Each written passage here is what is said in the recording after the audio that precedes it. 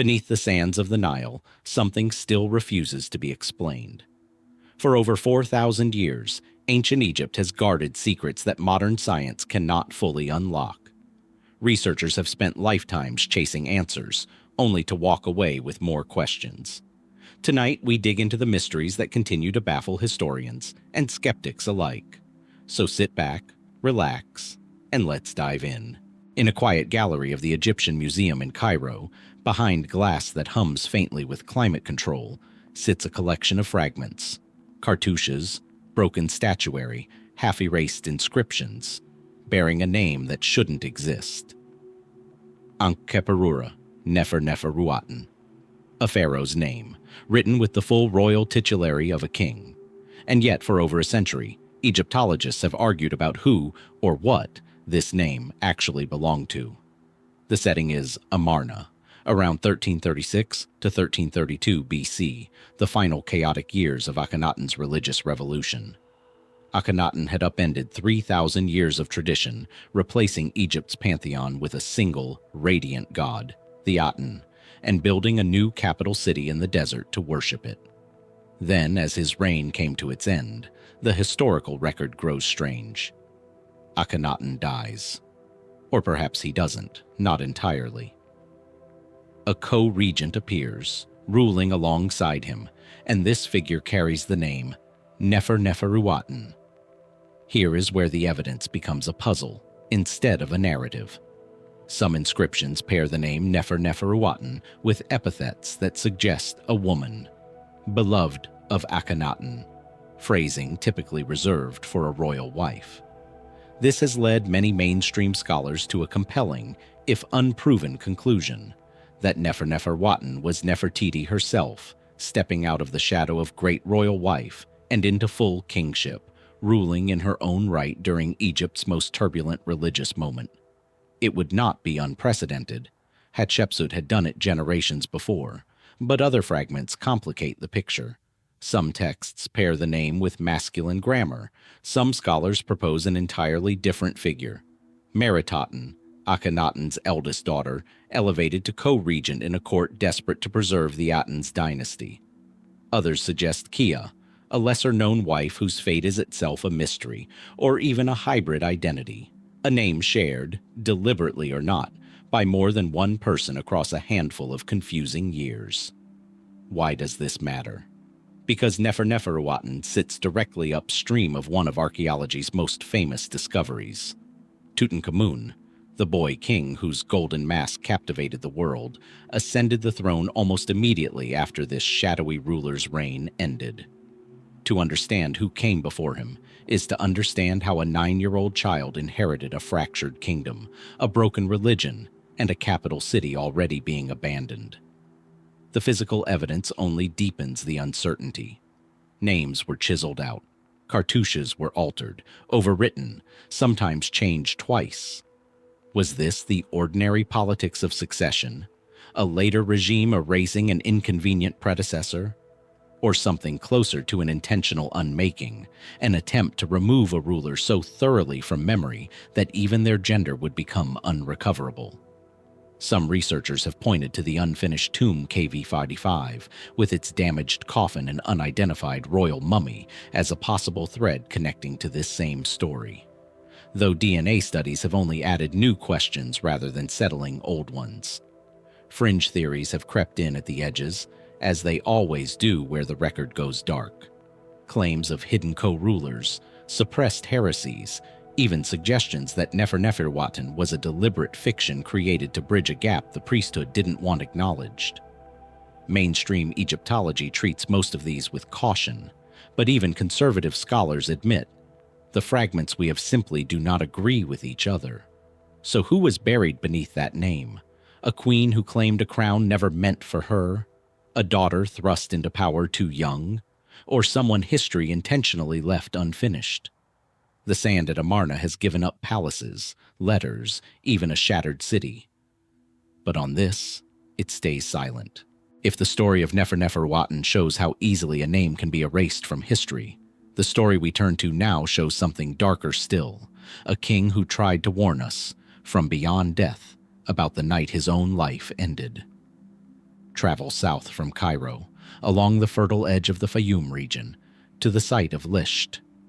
Today it is little more than a field of eroded mud brick and two crumbling pyramids, overshadowed by the more famous monuments at Giza and Saqqara. But 4,000 years ago, this was the beating heart of Egypt, the newly founded capital of Ichtawi, built by a king who had clawed his way to the throne from outside the traditional royal bloodline. His name was Amenemhat I, and his death, sometime around 1962 BC, remains one of the most quietly disturbing unsolved cases in Egyptian history. Unlike most royal deaths of the era, which were folded neatly into official narratives of peaceful succession, Amenemhat's end left behind something unusual, a confession of sorts, written in his own voice. It survives in a text known as the Teaching of Amenemhat, copied and recopied by scribes for centuries after his death, studied by students learning to write. On its surface, it reads as royal wisdom literature, a father's advice to his son. But buried within the measured, formal language is a passage that reads less like philosophy and more like testimony. The king describes being attacked in his own bedroom, at night, unguarded, by men he had trusted. It was after supper, when night had fallen. I had turned to sleep, when weapons for my protection were raised against me, and I was as a snake of the desert. He describes chaos. No warning, no chance to fight back, no royal guard rushing to his defense. And then, most hauntingly, the text seems to continue in his voice, even as it describes his death. A king narrating an event he could not have survived to describe. Scholars have long debated what this means. The most widely accepted explanation is that the text was composed posthumously, likely commissioned by his son and successor, Senenmut, as a piece of political literature, part cautionary tale, part propaganda, designed to justify Senenmut's own reign and perhaps warn future officials against the fate that befell conspirators. Under this reading, the voice of Amenemhat is a literary device, not a ghost's testimony. This is the mainstream position, and it fits comfortably within what we know of Egyptian scribal tradition, where wisdom literature was often placed in the mouths of famous rulers to lend it authority. But even accepting that framework, the questions don't fully close. Why would a subsequent king choose to publicize, rather than bury, the fact that his father was murdered in his own palace by his own men? Royal propaganda typically minimized instability, not advertised it. Some Egyptologists suggest the text served a specific purpose, to legitimize a period of co-regency. In the years before his death, Amenemhat had taken the unusual step of ruling jointly with his son Senusret, elevating him to essentially equal kingship while still alive, a practice that would become more common later in Egyptian history, but was highly irregular at the time. Why make that choice? Was it a matter of administrative convenience, ensuring a smooth transition of power in a kingdom still recovering from the fragmentation of the first intermediate period? Or did Amenemhat, a king who had risen to power through uncertain and possibly non-royal origins, sense a threat closing in, a court he could not fully trust, even at the height of his reign? Further evidence comes from a separate and equally curious literary source, the story of Sinuhe, one of the most celebrated works of Middle Egyptian literature. In it, an official named Sinuhe flees Egypt in a panic immediately upon learning of Amenemhat's death, fearing for his own life amid the uncertainty of succession. The story is fiction, but Egyptologists have long noted that its emotional core, sudden fear, flight, the instability following the king's death, likely reflects real anxieties of the period, even if the specific character and plot are invented. Why would a court official's instinctive reaction to the king's death be to run? What did people at court believe was happening in those first chaotic hours, and how widely was the truth about the assassination actually known? Was Senusret himself entirely innocent of what happened that night? Official history says no, that he was away leading a military campaign in Libya when the murder occurred, and that he rushed back to secure the throne, arriving in time to stabilize a kingdom in crisis. This account, too, comes largely from Sinuhe, layering fiction over fact so closely that separating them becomes its own archaeological puzzle. Some fringe theories have gone further, speculating about rivalries within the harem, succession disputes among competing branches of the royal family, or even suggesting that the co-regency itself was less a partnership than a slow, forced transfer of power. Mainstream Egyptology treats these ideas with considerable skepticism, given the thinness of direct evidence. But the fact remains that we have no trial record, no named conspirators beyond vague references, no clear account of justice being served. The guards who should have stopped the attack are never mentioned again. The killers are never named. What we are left with is a king's pyramid, half collapsed, built from reused blocks scavenged from older, grander monuments. A fitting symbol, perhaps, for a reign built on instability and ending in violence behind closed doors. Somewhere in that gap between literature and history, between what a son wanted remembered and what actually happened in the dark, the true circumstances of Amenemhat's death remain locked away. Was this genuine confession dressed as poetry, or careful propaganda dressed as confession? And if a king could be murdered in his own bedroom by his own trusted men, with the killers never brought to justice, what does that tell us about how much of ancient Egypt's official history was written not to record the truth, but to bury it? A murder behind closed doors is one kind of mystery. But what happens when a man doesn't disappear in a single violent night? When instead, over years, someone methodically works to erase him from existence while he's still, perhaps, alive to see it happen? That is the puzzle waiting for us in a quiet, unfinished tomb cut into the hills, near Deir el-Bahri. The tomb is unusual from the moment you step inside. Its ceiling is painted with one of the oldest known astronomical star charts in Egyptian art, a sweeping map of constellations and deacon stars, rendered with a level of ambition rarely seen in a nobleman's burial. This was not the tomb of a king. It belonged to a commoner who rose to become one of the most powerful men in Egypt. Senenmut, chief steward and closest confidant to Pharaoh Hatshepsut, the woman who ruled as king in her own right during the 18th dynasty, around 1473 to 1458 BC. Senenmut's rise is, on its own, one of the more remarkable stories to survive from ancient Egypt. Born to non-royal parents of modest means, he accumulated more than 90 titles over the course of his career. Overseer of royal works, tutor to the princess Neferu, steward of the god Amun's estates, and architect credited with overseeing the construction of Hatshepsut's magnificent mortuary temple, itself carved into the same cliffs where his tomb now sits. Statues of Senenmut show him in a pose almost never granted to a non-royal official, holding the young Princess Neferu in his arms, wrapped in his cloak, as though he were family rather than staff. To modernize and to more than a few Egyptologists, this closeness raises an obvious question. What exactly was Senenmut's relationship to Hatshepsut? The mainstream position is cautious. Most Egyptologists describe Senenmut as an unusually trusted administrator, a self-made man whose competence and loyalty earned him access and privilege far beyond his birth. Some point to graffiti discovered in an unfinished tomb chamber, crude sketches interpreted by a number of scholars as depicting a sexual encounter between a king and an official, and have speculated this might reference Senenmut and Hatshepsut specifically. Other Egyptologists urge caution here, noting the sketches are unlabeled, poorly preserved, and could reflect nothing more than the kind of ribald humor occasionally left behind by tomb workers with time on their hands. There is no inscription that names him as anything other than her servant. Whatever the truth, it seems the two were unusually close. How close is where the evidence runs out. What isn't in dispute is what happened next, or rather, what didn't. Sometime before Hatshepsut's death around 1458 BC, Senenmut vanishes from the historical record. Not through a documented death, not through a title passed to a successor in any ceremonial way. He simply stops appearing.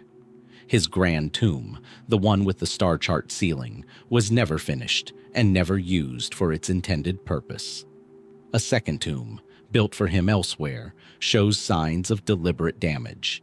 His name and image hacked away from the walls with the same violent precision typically reserved for erasing a disgraced official from memory entirely. This alone might be explained simply. Perhaps he fell from favor, or made enemies at court, and suffered a downfall common enough in any royal bureaucracy. But the timing invites a harder question. Not long after Senenmut disappears, Hatshepsut herself becomes the target of one of the most extensive erasure campaigns in Egyptian history. Her statues were smashed, her cartouches chiseled from temple walls, her images replaced or removed, ordered, most Egyptologists agree, by her successor, Thutmose III, years after her death.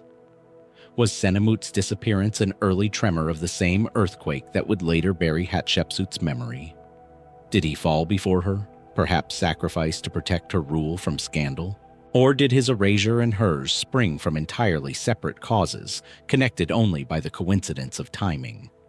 Some Egyptologists have proposed a more measured explanation, that Senenmut may simply have died of natural causes at the height of his power, and that the incomplete tomb reflects nothing more sinister than an unlucky death before construction could be finished. Egyptian building projects, even royal ones, were frequently left incomplete. Under this reading, the damage to his second tomb may have occurred later, during the broader campaign against Hatshepsut's memory, as officials closely associated with her were swept up in the same purge. Collateral erasure, rather than a targeted attack on him specifically. But the deliberate, careful nature of the damage to his name troubles some researchers. Erasure in ancient Egypt was rarely accidental. It required effort, intention, and access. Someone had to physically enter these spaces and chisel a specific name from stone again and again across multiple locations. That kind of campaign speaks to a targeted act, not a general neglect. Was Senenmut punished for reaching too high, for a closeness to the throne that unsettled those who came after? Was he protecting a secret about the queen he served, one dangerous enough to be worth silencing?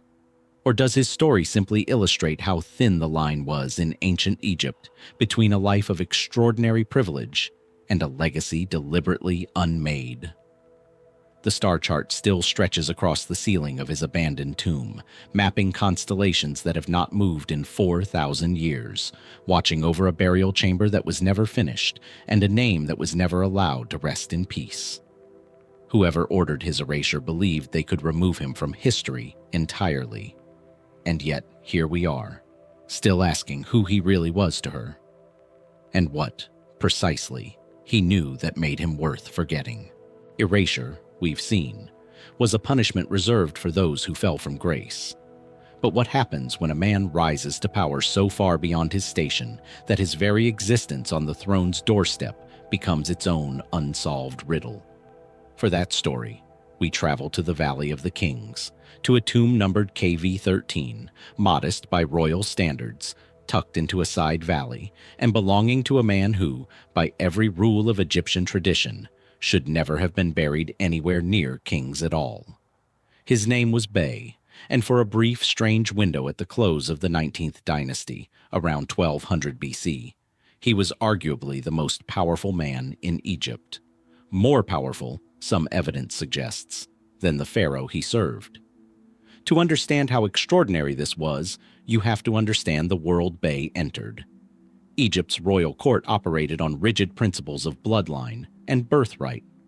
Power flowed through dynasties, through sons and designated heirs, through a carefully maintained fiction that kingship itself was divine and inherited, not earned. And yet Bey, whose origins remain frustratingly obscure, some evidence suggests he may have had roots outside Egypt entirely, possibly connected to the broader Near East, though his exact background is debated, climbed from what appears to have been a mid-level scribal position to become Chancellor, the most trusted administrative office in the land, serving under the young pharaoh Siptah. That alone might be unremarkable. Talented outsiders occasionally rose through Egypt's bureaucracy. What makes Bey's case extraordinary is the evidence suggesting he didn't merely serve the throne. He may have controlled it. Siptah, The king Bey served, ascended as a child, possibly afflicted with a physical disability. His mummy shows a deformed left foot and leg, consistent with some form of paralysis, a condition that would have made the strong, image-conscious performance of kingship so central to Egyptian royal ideology, deeply complicated. A child king with a physical vulnerability is, in the brutal calculus of ancient succession, a king who needs protection, or a king who is easily controlled by whoever stands closest to the throne. Contemporary inscriptions describe Bey in startlingly bold terms for a non-royal official, language that edges suspiciously close to describing a ruler rather than a servant. One inscription even credits him with placing Siptah on the throne in the first place. Extraordinary phrasing for a chancellor to use about himself, and phrasing that royal scribes would ordinarily never have permitted unless Bey's actual authority demanded it. The mainstream explanation offered by most Egyptologists is that Bey functioned as a powerful regent or kingmaker during a period of acute royal instability, the tail end of a dynasty struggling with weak or contested claims to the throne, following the chaotic reigns that came after the death of the long-ruling Rameses II. In this reading, Bey was an ambitious, capable administrator who recognized opportunity in a fractured court and seized unprecedented influence, perhaps with the cooperation of Siptah's mother or other court factions maneuvering for control. This explanation fits what we know of succession crises elsewhere in Egyptian history, where strong officials often filled power vacuums left by weak or vulnerable kings. But even accepting that framework, specific details resist easy explanation. Why would Bey have been granted the extraordinary privilege of beginning construction on his own tomb in the Valley of the Kings, a burial ground reserved without exception for pharaohs and a small circle of royal family members? No other non-royal official in Egyptian history achieved this distinction. It suggests a level of favor or self-granted authority that goes beyond even the most powerful chancellors documented elsewhere in the historical record. Was this granted to him as a genuine reward, evidence of just how indispensable, or how feared, he had become? Or did he simply claim the privilege for himself, in a court too weak or too entangled with him to refuse? And then, just as abruptly as he rose, Bey disappears from the record. Erased, in fact, with the same violence we've encountered before. An inscription from later in Siptah's reign refers to the execution of a great enemy, a phrase heavy with implication but frustratingly short on specifics, and many Egyptologists believe this enemy was Bey himself, suddenly and violently removed from power. His unfinished tomb was never completed for his burial, his name chiseled from what inscriptions did exist, in the familiar pattern of a man who had fallen catastrophically from favor. What changed? Did Siptah, growing older, finally move against the man who had controlled his throne since childhood? Did rival factions at court finally succeed in removing an outsider whose power had grown intolerable? Or does the very suddenness of his fall suggest something closer to a palace coup? A moment when Bey overreached, perhaps attempting to claim authority that went beyond even his considerable existing power, and was struck down before he could complete the transformation from kingmaker to king. Fringe theories have crept into this gap in the record, as they tend to do wherever documentation goes silent.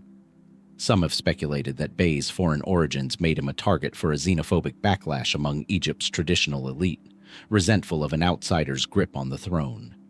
Others have wondered whether Siptah's death shortly after Bey's fall, the boy king did not live long past this period, suggests a deeper, unresolved conflict at court, one where the historical record preserves only the barest outline of a much bloodier struggle for control.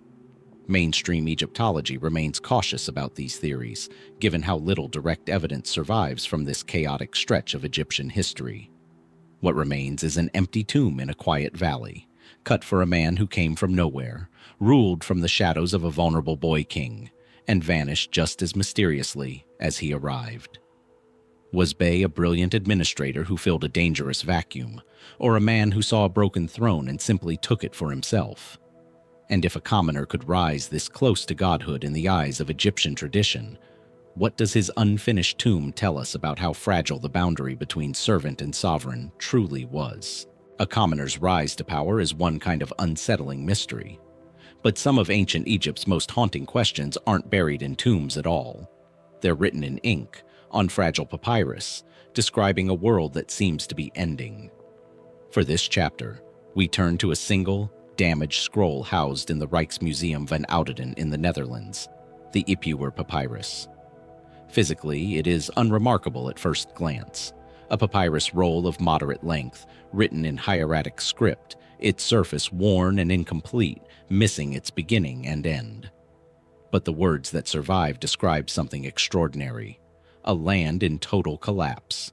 Rivers turned to blood, servants rising against their masters, grain destroyed, houses burned, the social order inverted so completely that the text laments, "The poor have become owners of wealth," while he who could not build a boat for himself now owns ships.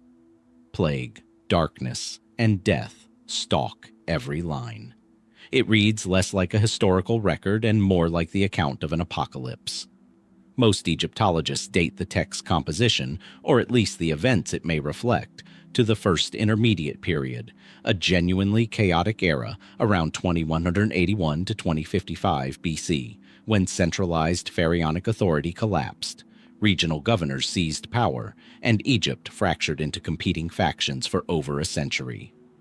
The surviving papyrus itself is a later copy, likely made during the Middle Kingdom, of what scholars believe was an older composition.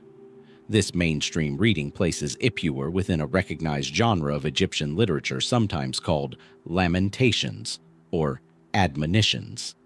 Texts, like the prophecies of Neferti, or the dialogue of Ipuwer and the Lord of All, that use vivid, exaggerated imagery of societal breakdown as a literary and political device, warning against chaos and implicitly justifying the value of strong, centralized kingship. Under this interpretation, the text isn't a journalistic account of real events so much as rhetorical propaganda, composed retrospectively to remind Egyptians why pharaonic order mattered, using the trauma of a real historical collapse as its emotional foundation. This explanation is well supported by parallels in other Middle Kingdom literature, and it accounts for the text's stylized poetic structure. And yet, read on its own, without that context, the imagery in Ipuwer produces an unmistakable sense of déjà vu for anyone familiar with a very different ancient text. The biblical account of the plagues preceding the Exodus. A river turned to blood, darkness across the land, death striking without warning, social upheaval so severe that the established order is completely reversed.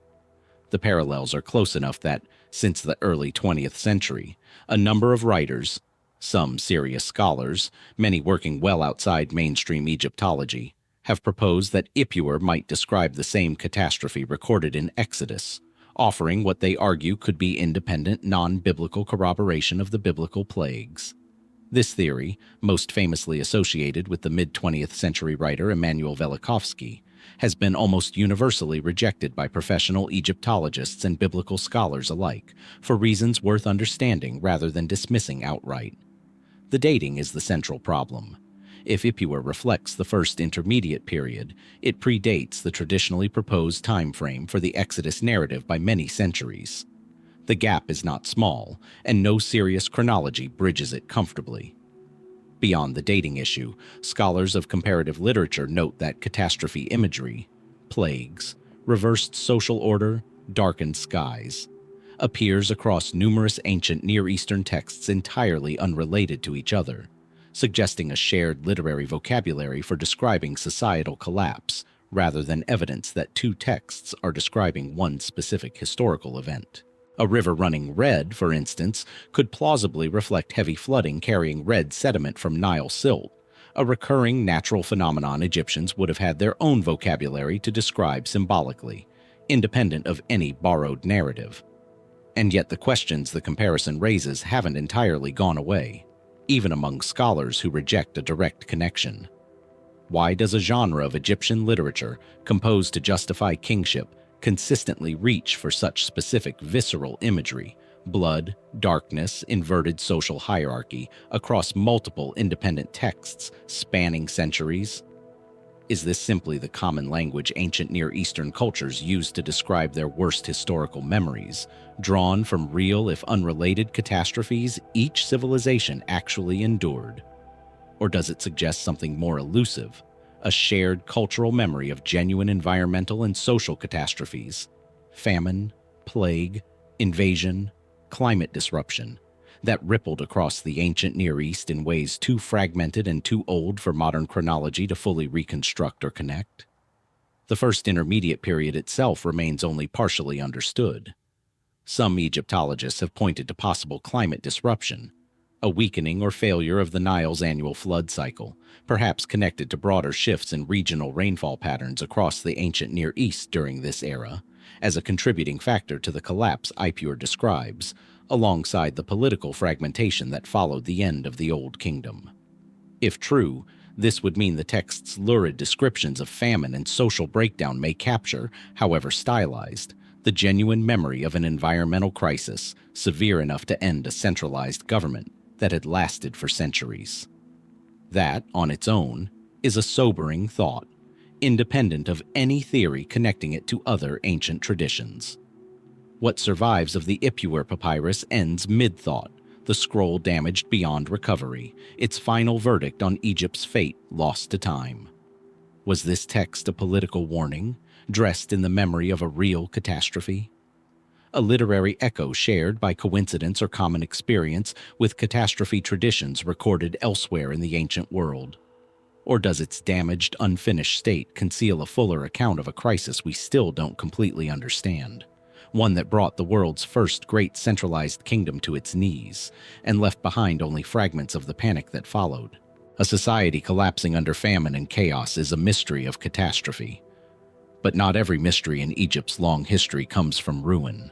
Some come from power so carefully hidden that we're still uncovering how far it reached.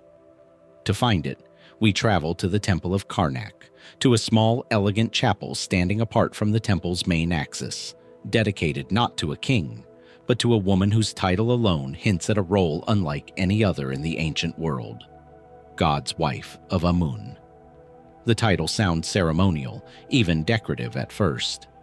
But the deeper you look into the women who held it, particularly during the 25th and 26th dynasties, roughly 750 to 525 BC, the more it resembles something closer to a second parallel monarchy operating alongside the throne of Egypt's kings, sometimes with more regional authority than the pharaoh himself could claim.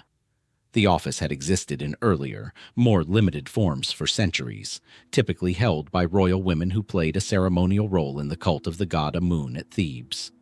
But by the time Egypt entered its Third Intermediate and Late periods, an era marked by fragmented political authority, foreign dynasties, and competing centers of power, the god's wife of Amun had transformed into something far more significant. The women who held this title were required, remarkably, to remain unmarried and childless, adopting their eventual successors rather than passing the office to biological heirs. This detail alone sets the role apart from virtually every other position of power in Egyptian history, where dynastic succession through bloodline was the entire foundation of legitimate rule. Why construct an office of such immense regional authority and then deliberately sever it from the normal machinery of inheritance? The mainstream explanation offered by most Egyptologists centers on political necessity.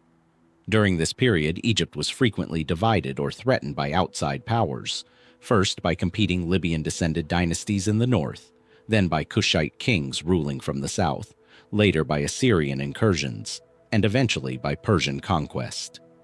Thebes, the ancient religious capital and home of Amun's most powerful priesthood, represented a critical center of authority that any ruling dynasty needed to control, yet risked losing to rival priestly or political factions if control passed through ordinary bloodlines. The adoption system solved this problem elegantly. A reigning king could install his own daughter as the current god's wife's adopted successor, ensuring Thebes remained loyal to his dynasty without requiring military occupation or direct rule, while the current officeholder retained her position, influence, and considerable wealth until her death. It functioned, in this reading, as a sophisticated instrument of political control. Marriage without marriage, Succession without bloodline, a bloodless annexation of Egypt's most powerful religious center repeated across changing dynasties. The evidence supporting this interpretation is substantial. Inscriptions and monuments confirm that God's wives commanded enormous economic resources, vast estates, granaries, and temple endowments rivaling those of the pharaoh's own treasury. Their household staff, administrators, and stewards formed something resembling an independent court. Amenhotep-Huy, a Kushite princess installed as God's wife during the 25th dynasty, commissioned monuments and inscriptions using royal-style titulary typically reserved for kings, and her tomb, along with those of several other gods' wives, was built within Medinet-Habu, an area otherwise reserved for royal mortuary structures. This was not a ceremonial figurehead. This was, functionally, a queen ruling a state within a state. And yet, for a role of such extraordinary power, the gods' wives of Amun remain curiously absent from the type of political drama typically well documented elsewhere in Egyptian records. We have remarkably little detail about how succession disputes within the office were actually resolved when competing dynasties each tried to install their own candidates, which happened more than once as political power shifted between rival kingdoms. We have limited insight into the internal governance of their considerable estates, or the exact boundaries between their religious authority and their apparent secular economic power. Did these women wield genuine independent political influence, negotiating and maneuvering as autonomous power brokers in a fractured political landscape? Or were they, despite their titles and wealth, ultimately instruments, carefully positioned pieces on a board controlled entirely by the men who installed them? Some Egyptologists have pushed the questions further into more speculative territory.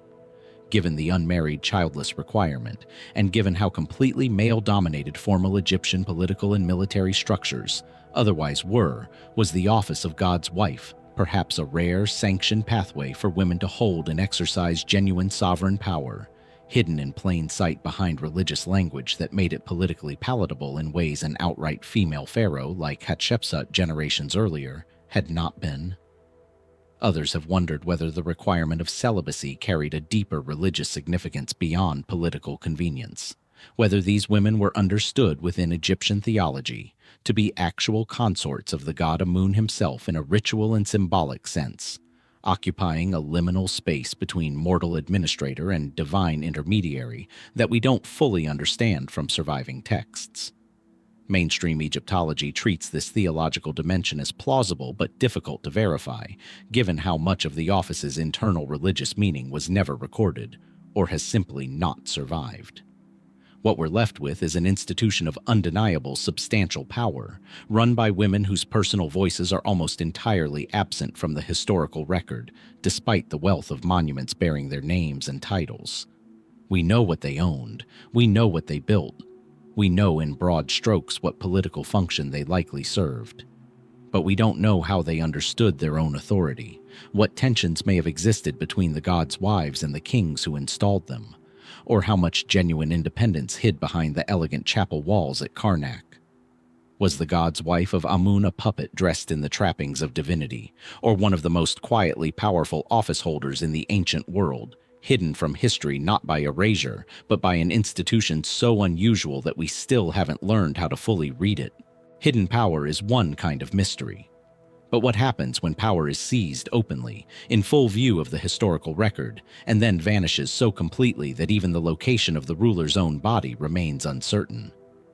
For that story, we return once more to the Valley of the Kings, to a tomb numbered KV-14, a tomb built for one monarch, seized and reused by another, and finally left in a state of confusion that still troubles Egyptologists trying to reconstruct exactly what happened in Egypt's final years of the 19th dynasty.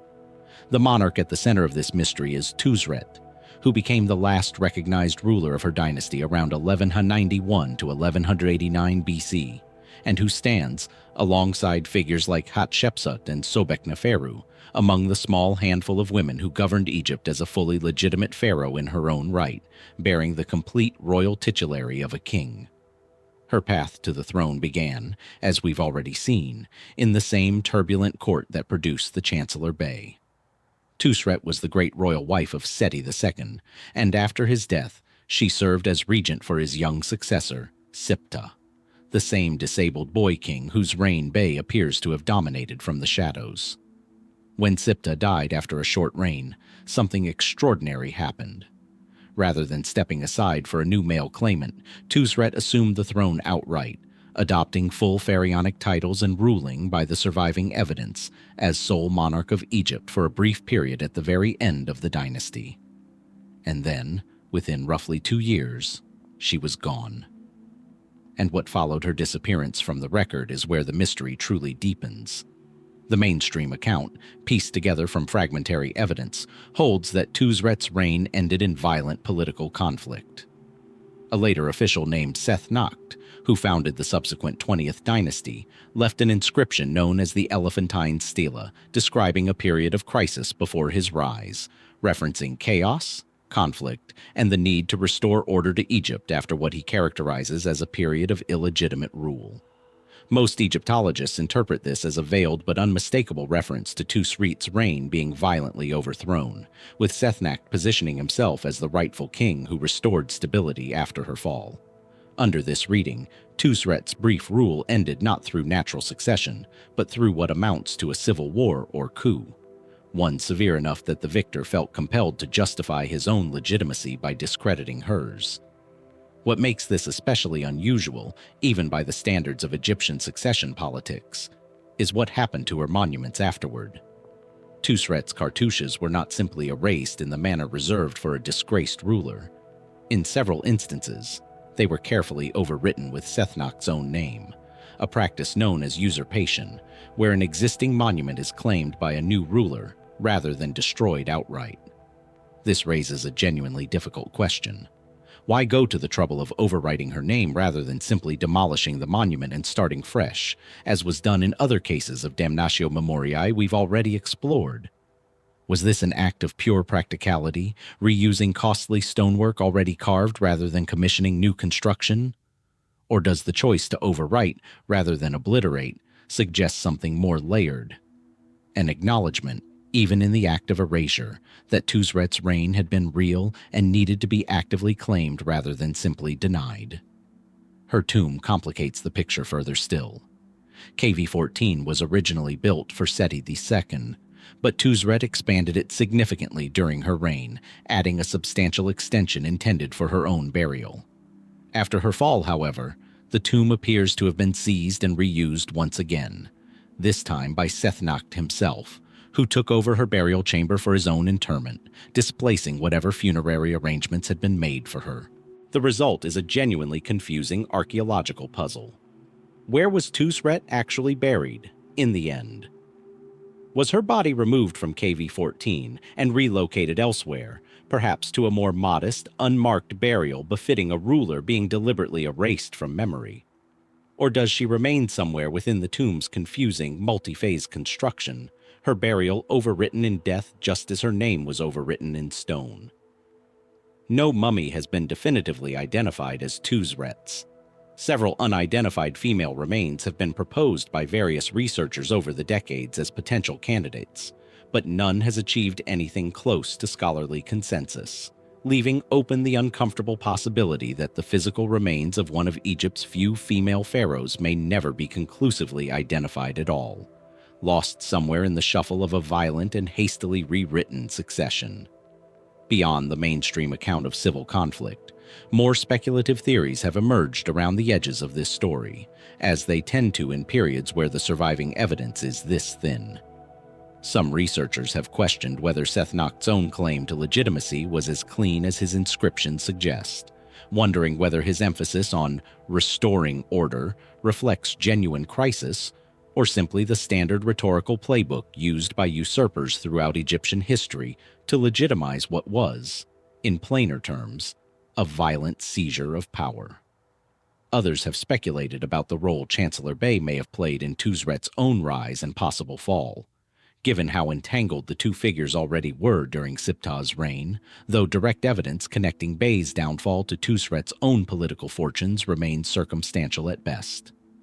What survives in the end is a tomb built for one ruler, claimed by two more, its final occupant a matter of ongoing archaeological debate, and a queen who ruled Egypt in her own name, only to have that name absorbed into her successors' monuments rather than simply struck from them.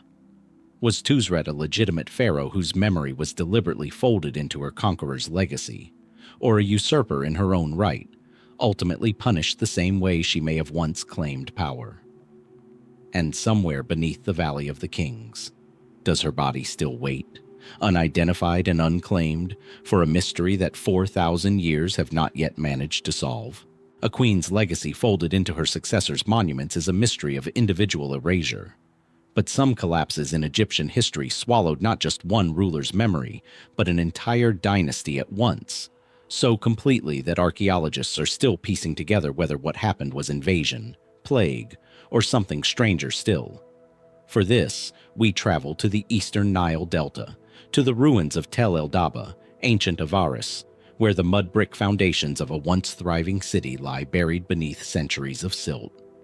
Here in the 1990s, archaeologists uncovered something that would complicate our understanding of a poorly documented and often overlooked chapter of Egyptian history. A mass burial site containing an unusually high concentration of human remains, dated to a period corresponding roughly with the sudden and largely unexplained collapse of Egypt's 14th dynasty, around 1725 BC. To understand why this matters, you need to understand what the 14th dynasty actually was. Unlike the more famous Hyksos rulers who would later dominate the eastern delta as the 15th dynasty, the 14th dynasty represents an earlier, murkier, and far less understood period. A line of kings, many bearing Semitic rather than traditional Egyptian names, who appear to have ruled a substantial local kingdom centered at Avaris, likely descended from West Asian populations who had settled in the eastern delta over generations, possibly through trade, migration, or a combination of both.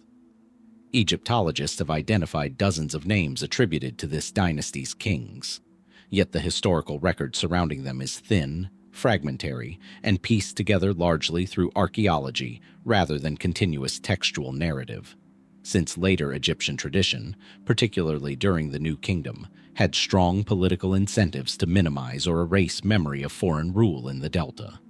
What we do know is that this dynasty, whatever its precise nature, appears to have ended abruptly, not through the kind of gradual decline or documented conquest we can trace elsewhere, but through a collapse so sudden that archaeologists initially struggled to explain the physical evidence they were finding in the ground. The mainstream archaeological interpretation, developed largely through the excavation work of Austrian archaeologist Manfred Bietak and his team at Tel el-Daba, points to a devastating epidemic. The mass graves at the site contain bodies buried hastily, without the careful ritual preparation typically given to Egyptian burials of any status, often in what appear to be improvised group interments rather than individual tombs, a pattern archaeologists commonly associate with a population overwhelmed by sudden mass death, unable to keep pace with normal funerary practices. Some researchers have proposed this reflects a genuine historical pandemic, possibly connected to broader disease patterns known to have moved through the ancient Near East during this general era, devastating Avaris at a moment when the kingdom may already have been vulnerable due to the ecological and economic strain of shifting Nile flood patterns or trade disruptions. If accurate, this would place the 14th dynasty's collapse within a recognizable pattern from history.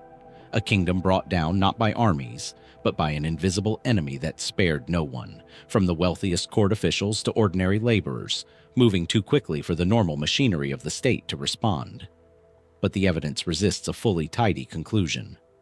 Egyptologists studying the broader archaeological layers at Avaris have noted signs of significant social and economic disruption before the mass burials appear, raising an uncomfortable chicken and egg question. Did disease strike first, weakening the kingdom to the point of collapse? Or did political instability, perhaps connected to the broader power struggles unfolding between competing dynasties in Upper and Lower Egypt during this fractured period, create the conditions of overcrowding, poor sanitation, and social breakdown that then allowed disease to spread with such catastrophic speed? Correlation and causation in a 4,000-year-old archaeological layer are agonizingly difficult to fully untangle. There is also the matter of what happened immediately afterward. Following this apparent collapse, Avaris does not remain abandoned. Instead, the archaeological record shows the city being reoccupied and eventually flourishing again under new rulers. The Hyksos of the 15th dynasty, who would go on to control much of northern Egypt for roughly a century. This raises a genuinely difficult question for researchers. Was the 15th dynasty's rise a matter of new populations moving into a genuinely vacated, weakened region, taking advantage of a kingdom left leaderless by plague? Or does the transition suggest something closer to continuity than collapse? A shifting of power within an already established West Asian population at Avaris, with the sudden end of the 14th dynasty perhaps reflecting less a total societal catastrophe and more a violent, disease-accelerated transfer of local power that later Egyptian tradition, uninterested in the nuances of Delta politics, simply flattened into a single narrative of foreign rule beginning and ending at convenient points. More speculative theories have emerged at the margins of this research, as they often do where the evidence is this fragmentary. Some researchers have wondered whether the disruption at Avaris connects to broader patterns of climate instability recorded elsewhere in the eastern Mediterranean and ancient Near East during this general era, questioning whether a period of unusual environmental stress across the wider region may have contributed to famine, migration pressure, and disease vulnerability simultaneously, rather than any single cause acting alone. This remains a hypothesis under active investigation rather than an established conclusion, and mainstream Egyptology continues to treat the precise sequence of cause and effect at Avaris as an open question. What remains beneath the silt of the eastern delta is a mass grave that speaks to sudden, overwhelming death, and a dynasty that vanishes from the record almost as quickly as it once rose to local power. Was the 14th dynasty's end a natural catastrophe that happened to reshape the political map of Egypt, or a political catastrophe that created the conditions for the disease which finished the job? And how much of what we call the Hyksos period that followed was truly a new beginning, rather than the continuation of a story whose middle chapters simply didn't survive? A dynasty erased by plague or war leaves at least a trace. A mass grave, a burned layer, a name overwritten rather than obliterated. But what do we call a dynasty that appears to have been almost entirely forgotten, not through violence or catastrophe, but through simple historical neglect, discovered only because a handful of kings happened to leave their names in the ground? For that mystery, we return to Abydos, one of Egypt's oldest and most sacred sites, to a modest, unremarkable-looking tomb identified in 2014, and the ruler buried within it, a previously unknown king named Senenmut. Senenmut's discovery, made by a University of Pennsylvania team led by Joseph Wegener, immediately posed a problem. His name appeared nowhere in the traditional Egyptian king lists, not in the Turin king list, not in the Abydos king list carved into the walls of Seti Thamurn's temple nearby, not in any of the classical sources, like Manetho's Egyptica, that later historians relied upon to reconstruct Egypt's dynastic sequence.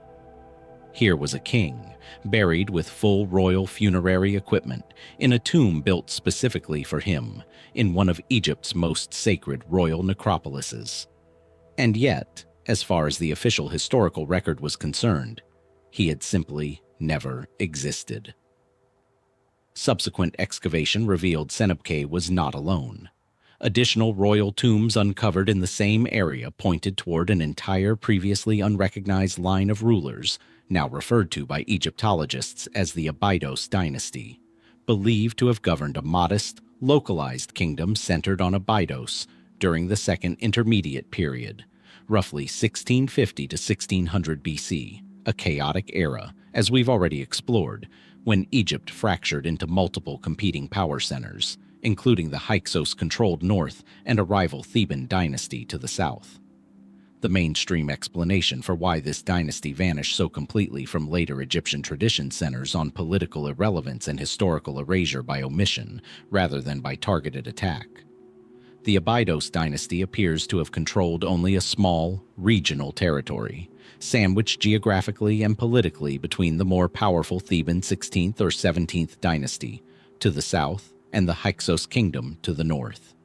When Egypt was eventually reunified under Theban leadership at the start of the new kingdom, later scribes compiling official king lists had strong incentive to construct a clean, continuous narrative of legitimate rule, one that flowed from Thebes rather than acknowledging a messy, fragmented reality involving multiple simultaneous competing kingdoms, some quite minor. Under this reading, the Abydos dynasty wasn't erased through any deliberate act of violence against their memory, the way we saw with Hatshepsut or Senenmut.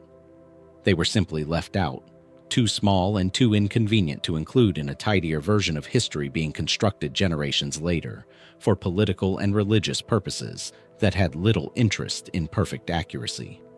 This explanation fits comfortably within a broader pattern historians have long recognized in the study of ancient king lists generally, across many civilizations, where later compilers routinely simplified messy, overlapping periods of competing local rule into neater, sequential narratives.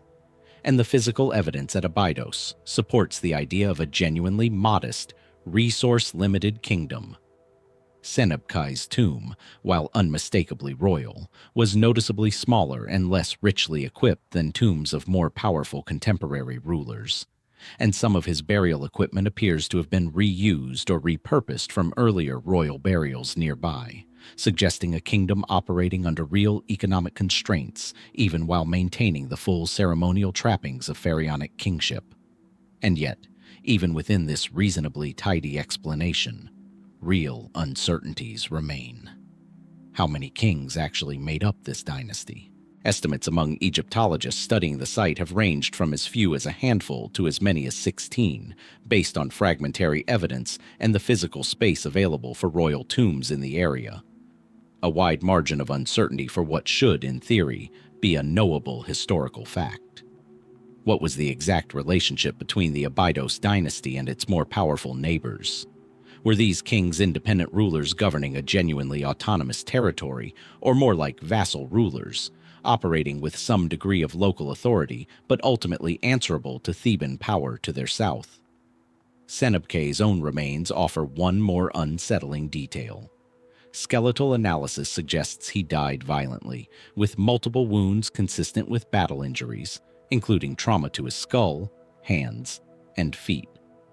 Patterns some researchers have interpreted as evidence he was likely on horseback or a similar mount when attacked, and that his body may have been mutilated further after death. Was Senenmut killed defending his small kingdom against Hyksos incursion from the north? Against Theban expansion from the south? Or in some other conflict entirely, lost to the same historical silence that swallowed his name from the king lists? More speculative questions circle the edges of this discovery, as they tend to wherever an entire line of rulers can seemingly vanish from a historical tradition otherwise known for its meticulous record-keeping. If one previously unknown dynasty could remain completely undetected until a chance archaeological discovery in 2014, what does that suggest about the reliability of Egypt's surviving king lists more broadly?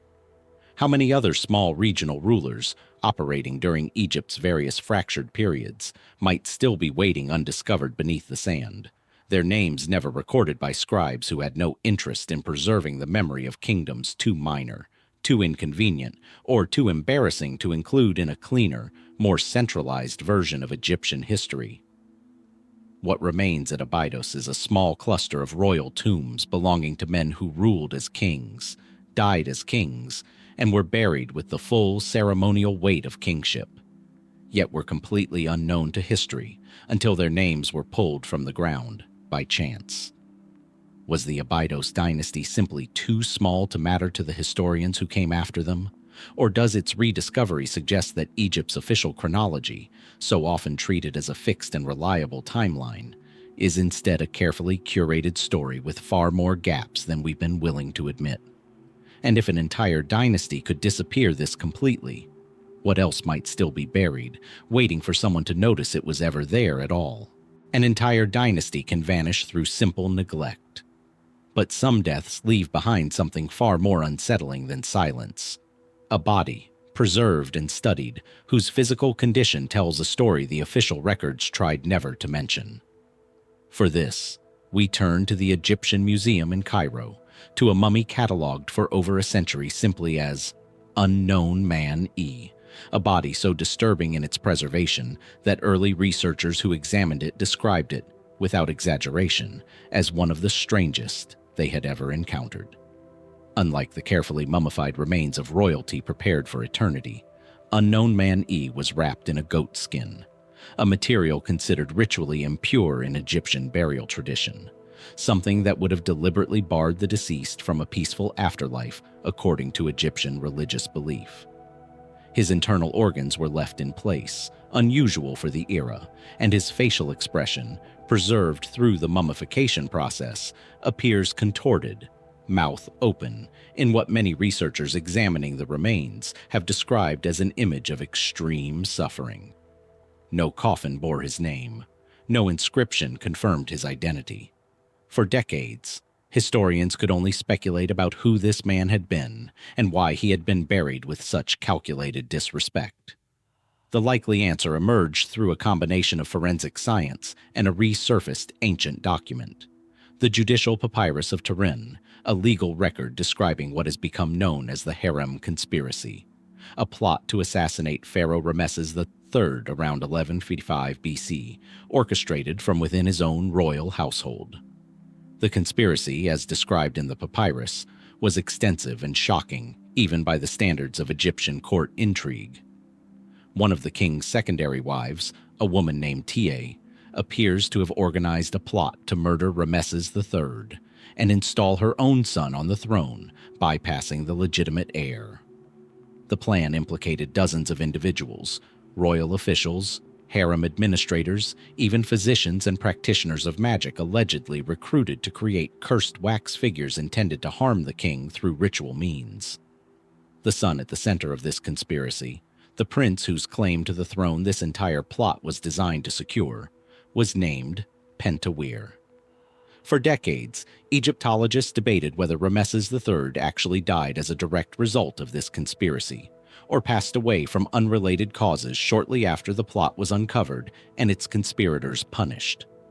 That question was largely resolved in 2012 when CT scans of Ramesses III's mummy revealed a deep wound across his throat, cut to the bone, consistent with a fatal attack.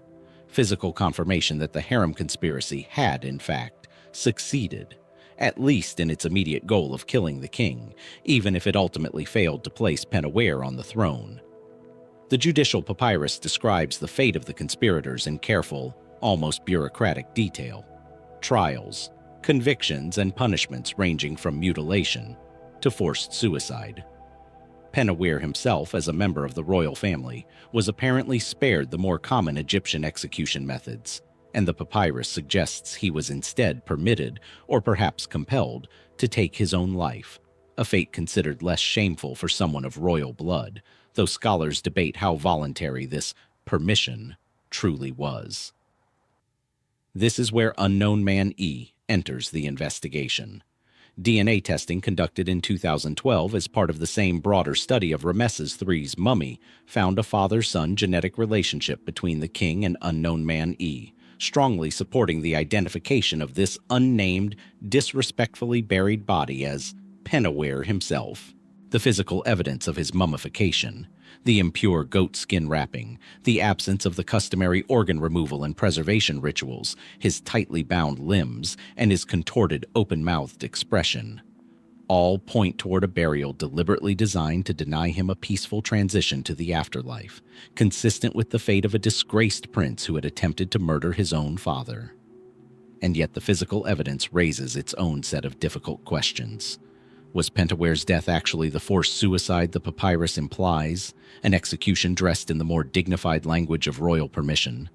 Or does his contorted expression and the manner of his binding suggest something more violent? A death that may not have been as voluntary or as clean as the official record describes? Some researchers examining the mummy have noted the positioning of the body is consistent with strangulation, potentially by hanging, raising the question of whether the suicide recorded in official documents was closer to an execution disguised in more palatable bureaucratic language, designed to preserve at least the appearance of royal dignity, even in disgrace. There's also the matter of what became of Queen Tai herself, the conspiracy's apparent mastermind. The judicial papyrus documents trials for numerous conspirators by name, yet her ultimate fate is notably unclear in the surviving record, leaving open the question of whether she was executed alongside the other plotters, escaped punishment through some unrecorded circumstance, or whether her story was simply omitted, deliberately or otherwise, from the portions of the papyrus that survive today. Further speculation surrounds the sheer scale of the conspiracy itself. The list of implicated individuals is unusually long and varied, spanning multiple levels of the royal household and administration, leading some researchers to question whether the full scope described in the papyrus reflects an actual, sprawling plot, or whether it may include individuals swept up in a wider purge, their guilt assumed or exaggerated in the aftermath of a successful regicide, as anxious officials move to eliminate anyone even loosely connected to the harem faction behind the king's death. What remains, in a quiet corner of the Egyptian museum, is a body deliberately denied peace in death, still bearing, 4,000 years later, the physical evidence of a fatal court conspiracy that very nearly rewrote the succession of an entire dynasty. Was Pentawere's suicide truly his own choice, a final act of dignity permitted to a disgraced prince, or was it a carefully worded execution, disguised for the historical record? And how much of the harem conspiracy's true scope, buried within a legal document already centuries removed from the events it describes, still remains obscured behind the bureaucratic language of a trial record written by the very officials who needed the public to believe justice, not further violence, had been done. A conspiracy leaves behind trial records, mummies, physical evidence of violence. But some officials disappear from history without any of that. No confirmed body, no surviving trial, only a name carved boldly into a tomb wall, followed by an official career that seems to stop mid-sentence. For this chapter, we travel to the Theban necropolis, to tomb TT40, cut into the hillside among the burial places of Egypt's elite administrators, and to the fragmented record of a man named Amenhotep, better known by his shortened name, Huy. Huy served as viceroy of Kush, governor of Egypt's vast southern territories in Nubia, during the reign of Tutankhamun, roughly 1332 to 1323 BC, one of the most politically delicate periods in Egyptian history. This was the aftermath of Akhenaten's religious revolution, a moment when the boy king and his advisors were working to restore traditional religious practice, repair damaged relations with the priesthood of Amun, and re-establish stability after years of upheaval centered at Amarna. Huy's position placed him in charge of one of Egypt's most valuable and strategically important regions, responsible for overseeing gold production, managing tribute from Nubian territories, and representing the pharaoh's authority hundreds of miles south of the capital. His tomb tells us this much clearly and vividly.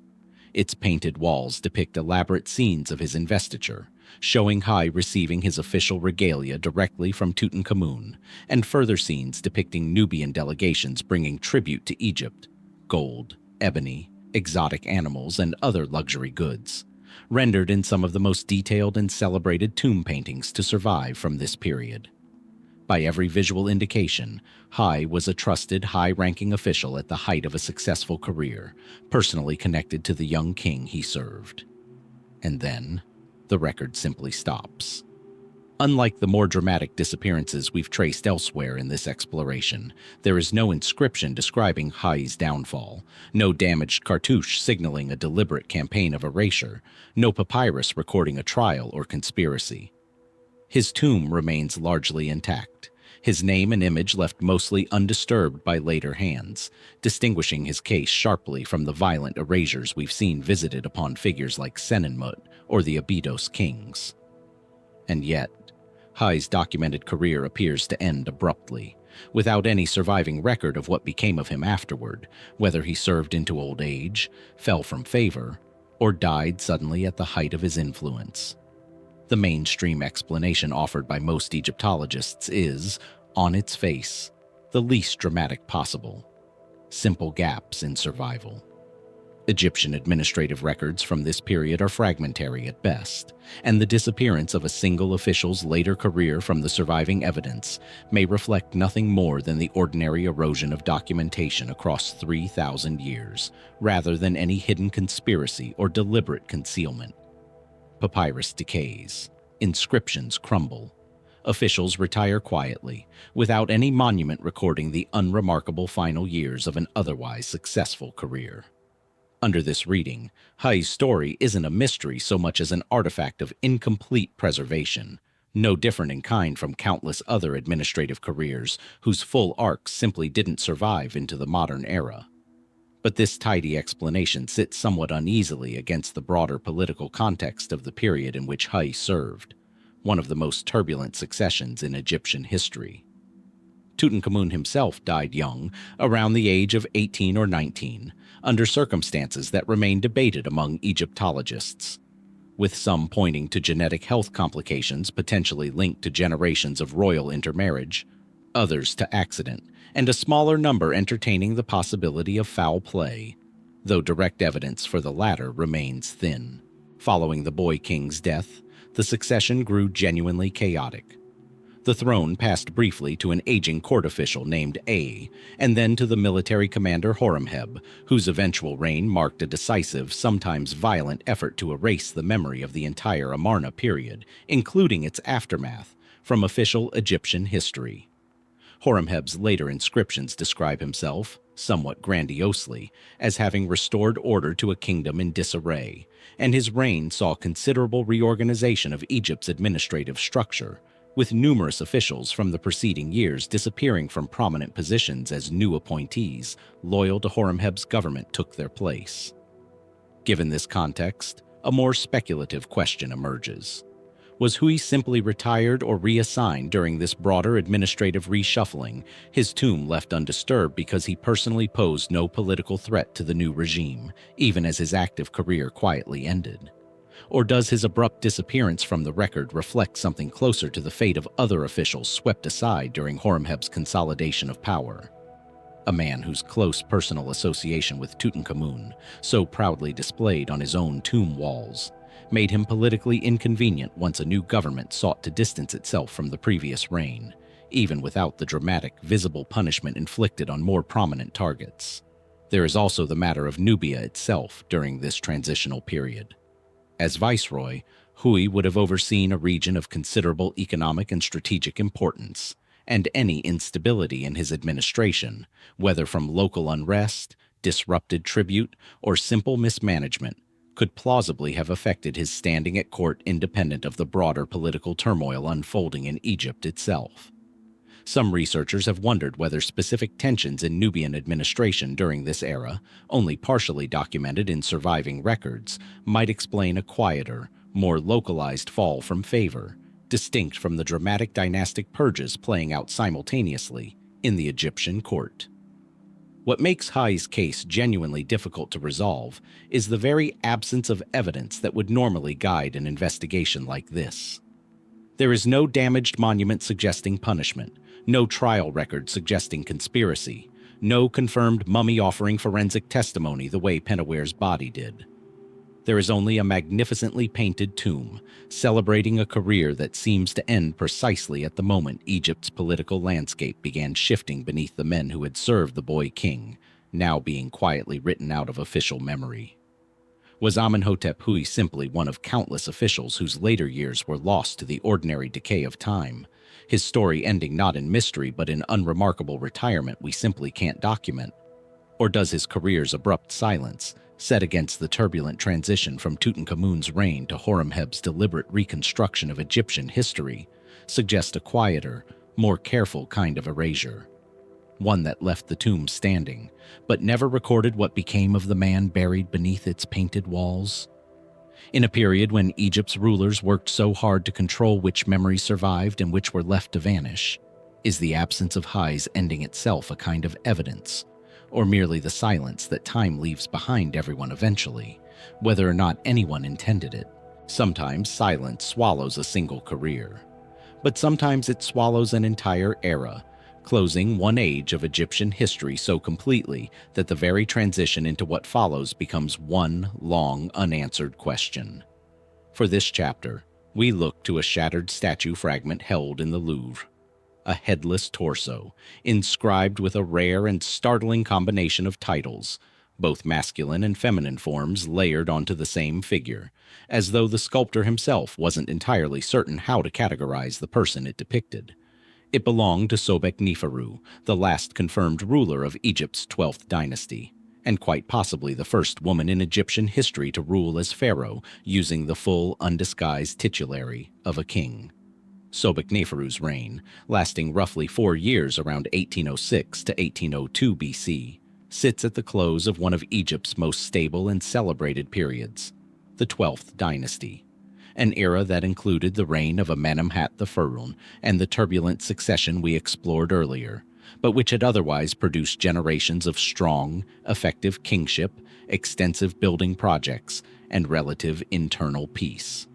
Sobekneferu appears to have come to the throne following the death of Amenemhat IV, likely her brother or half-brother, in circumstances that remain frustratingly unclear. What we know with more confidence is that she ruled in her own name, commissioned building projects and monuments across Egypt bearing full royal titulary, and took her place, alongside later successors like Hatshepsut and Twosret, among the rare women to hold unambiguous pharaonic power. And then, after only a few years, she too disappears from the record, and with her, the entire 12th dynasty comes to an end. What follows her death is where Egyptian history becomes, for a time, genuinely difficult to reconstruct. The Turin King List, one of our most valuable surviving sources for reconstructing Egypt's dynastic sequence, becomes badly damaged and fragmentary at precisely this point in the timeline, listing what appears to be a rapid, almost bewildering succession of kings, some reigning for only a matter of months, others for periods so brief that scholars sometimes disagree about whether certain names represent genuinely separate rulers or duplicate references to the same individual recorded differently across different sources. This chaotic stretch marks Egypt's transition into the 13th dynasty and eventually into the broader instability of the Second Intermediate Period, the same fractured era that would later produce both the 14th dynasty collapse at Avaris and the previously unknown Abydos dynasty we explored earlier in this investigation.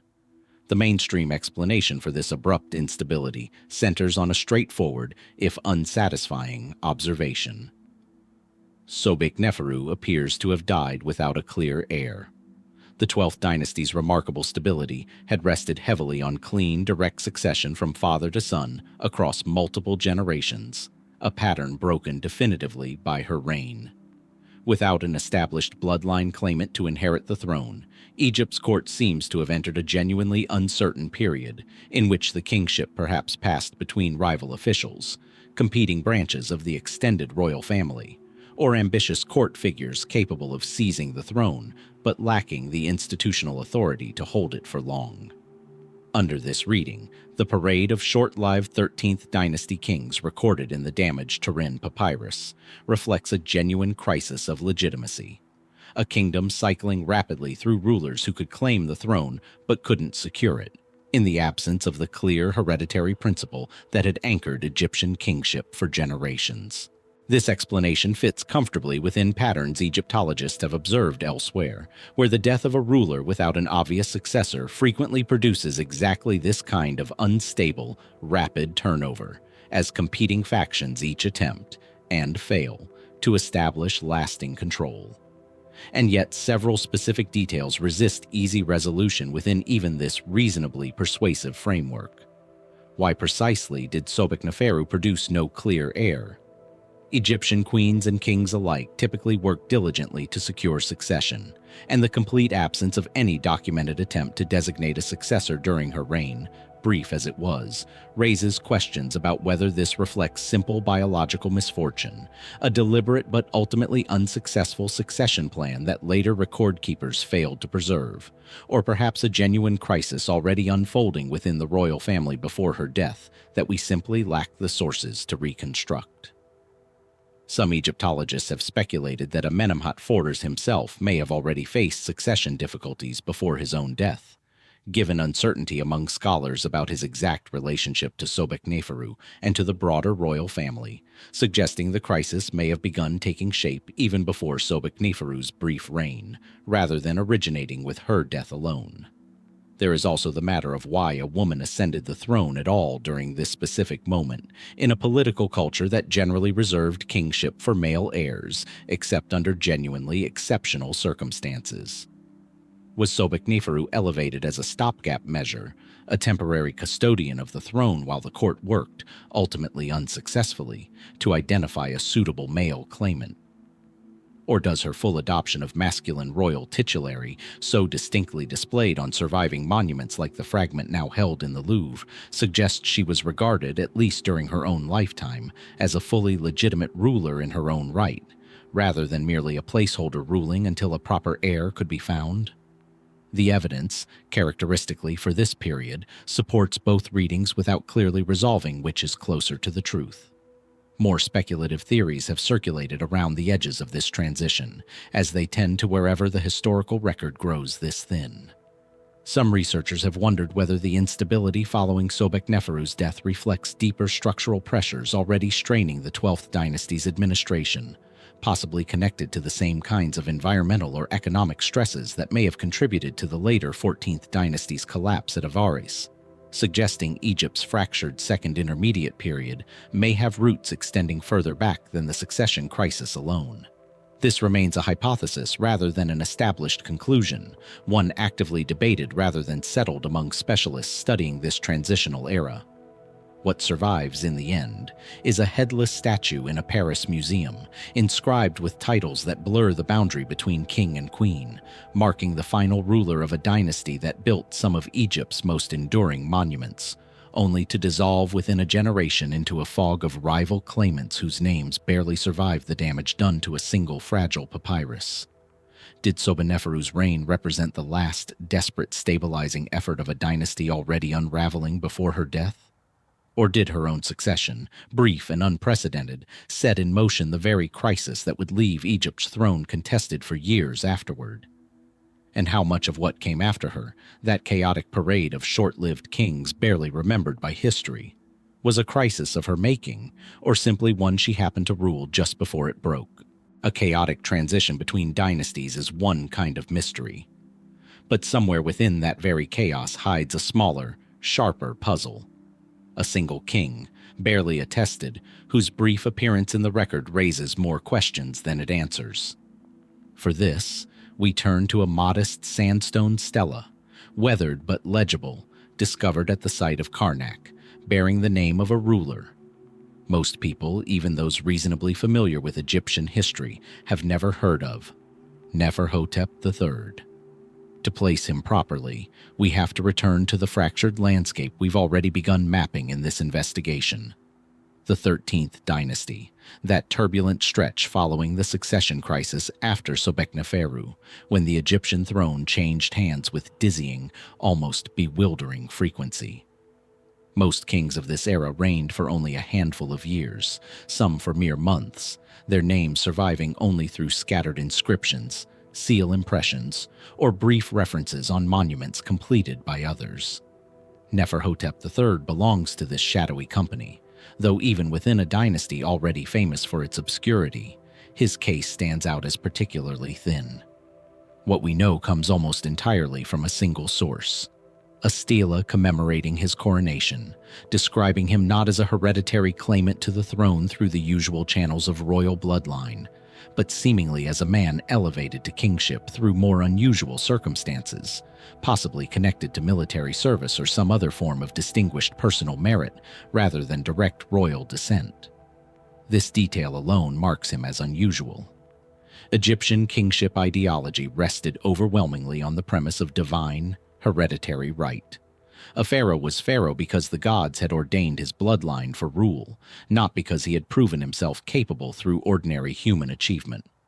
A king whose own coronation inscription seems to acknowledge, even indirectly, that he arrived at the throne through some other path entirely, is a genuine anomaly in the historical record, one that Egyptologists studying this fragmentary dynasty have puzzled over for decades. Beyond this single stela, the trail goes cold almost immediately. We have no confirmed tomb identified as his.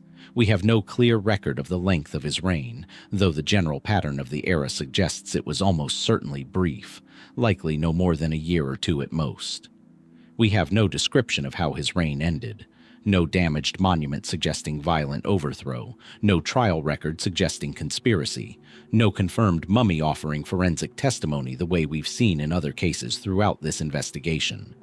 He simply appears, briefly, in the fragmentary record of an already fragmentary period, and then vanishes as completely as if he had never claimed the throne at all. The mainstream explanation offered by most Egyptologists studying the 13th dynasty treats Neferhotep III's disappearance as broadly consistent with the general instability of the period, rather than evidence of any specific individual mystery requiring special explanation. This was, after all, an era producing dozens of short-lived kings in rapid succession, many with similarly thin documentary footprints, their reigns ending not through dramatic conspiracy, but through the ordinary, if accelerated, churn of a court unable to establish lasting, stable succession, following the collapse of the 12th dynasty's hereditary line. Under this reading, Neferhotep III isn't an isolated puzzle so much as one representative example of a broader pattern. A kingdom cycling rapidly through claimants, none possessing quite enough institutional authority, military backing, or bureaucratic support to hold the throne for more than a brief window before being displaced by the next contender. This explanation is reasonable, and it fits the wider pattern we've already traced through this fractured period. But the specific detail of his apparent non-hereditary rise resists being fully absorbed into that general pattern without raising further questions of its own.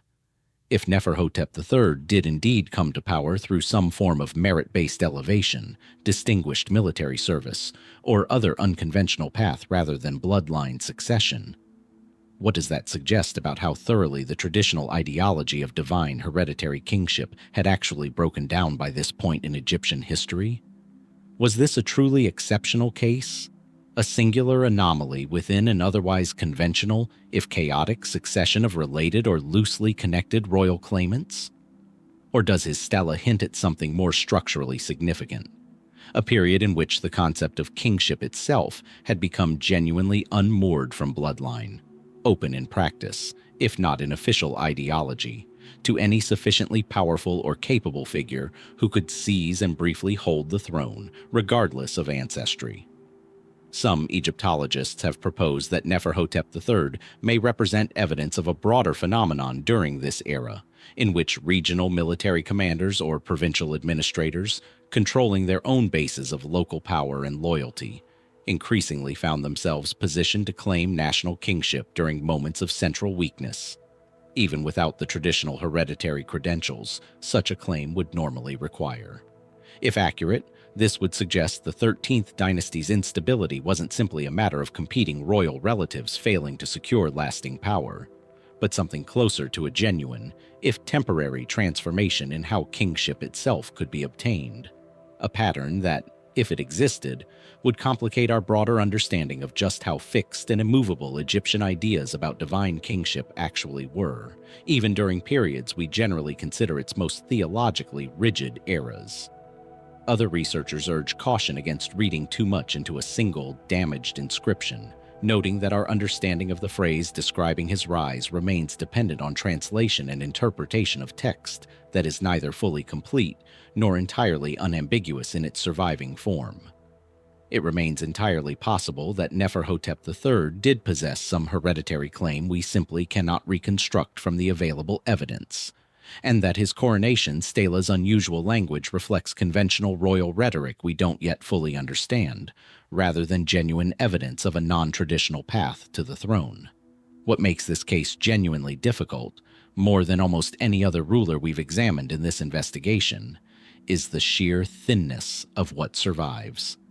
We are not working with a damaged monument hinting at erasure, or a mummy bearing physical evidence of violence, or even a detailed trial record obscuring as much as it reveals. We are working with a single stone, a handful of sentences, and a name that appears nowhere else in the historical record before or after this brief, solitary inscription. Was Neferhotep III a genuine anomaly, a self-made king who briefly seized the throne through personal achievement in a moment when Egypt's usual rules of succession had temporarily collapsed? Or was he simply one more forgettable claimant among dozens, his unusual coronation language nothing more than a scribal convention we've misread across the distance of nearly 4,000 years? And in a dynasty already this fragmented, this difficult to reconstruct, how many other kings like him, briefly crowned, barely recorded, utterly vanished, might still be waiting in the ground? Their names never carved anywhere history happened to preserve? A single stela can raise more questions than it answers. But some mysteries announce themselves before you even reach the inscriptions, carried instead in a name itself, a name that, from the very first reading, tells you something is different about the man who bore it.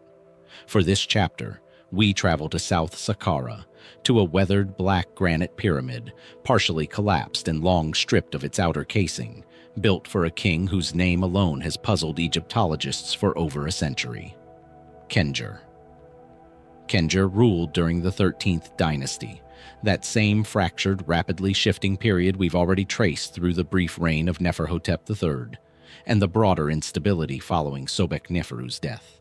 A dynasty so chaotic that historians still debate the exact sequence and duration of many of its kings' reigns. But where Neferhotep III's mystery lies in the thinness of his record, Khendjer's mystery lies in something more immediate. His name simply isn't Egyptian. Translated, Khendjer appears to derive from a Semitic root meaning boar, a linguistic origin entirely foreign to traditional Egyptian naming conventions, which typically incorporated references to Egyptian deities, royal epithets, or established dynastic naming patterns passed down through generations of native rulers. This detail alone has led Egyptologists almost universally to conclude that Khendjer was very likely of foreign origin, probably connected to the broader West Asian populations that we've already encountered earlier in this investigation, particularly in our exploration of the 14th Dynasty at Avaris, individuals who had settled within Egypt's borders, sometimes for generations, through trade, migration, or a combination of both, gradually integrating into Egyptian society and, in certain periods of political fragmentation, apparently rising to its highest possible office. What makes Khendjer's case worth pausing on, more than simply noting his likely foreign name, is what it suggests about the nature of Egyptian kingship during this specific turbulent window of history. Unlike the Hyksos rulers who would later openly govern northern Egypt as an acknowledged foreign dynasty, or the Nubian kings of the later 25th Dynasty, whose distinct origins were clearly understood and documented by contemporaries, Khendjer appears to have ruled not as a foreign conqueror imposing new authority from outside, but as a fully legitimate Egyptian pharaoh, adopting the complete traditional royal titulary, commissioning a pyramid built according to established Egyptian religious and architectural conventions, and leaving behind monuments that make no acknowledgement whatsoever of any origin outside Egypt's own traditional bloodline of kings. This raises a genuinely striking question. If Khendjer's name betrays foreign roots so clearly that modern linguists can trace it with reasonable confidence back to a Semitic origin, why does nothing else in his surviving monuments hint at this background at all? Was his foreign origin simply irrelevant to how Egyptians of his own era understood and accepted his claim to the throne, so long as he performed the traditional rituals and adopted the traditional trappings of kingship convincingly enough? Or does the complete absence of any acknowledgement suggest something more deliberate, a conscious effort, on Khendjer's part or by the officials who supported his rise, to obscure or minimize a background that might otherwise have complicated his legitimacy in the eyes of a more traditionally minded court or priesthood? The mainstream explanation, supported by what we understand of the 13th Dynasty's broader instability, treats Khendjer's rise as further evidence of just how thoroughly Egypt's usual mechanisms of hereditary succession had broken down by this period. In a kingdom cycling rapidly through kings, many with tenuous or entirely absent connections to previous royal bloodlines, a capable, well-positioned official of foreign extraction rising to the throne, wouldn't necessarily have been more unusual than any other rapid, non-hereditary succession happening throughout this same chaotic era. Under this reading, Khendjer represents less a singular anomaly and more a particularly clear illustration of a phenomenon we've already begun tracing through this investigation.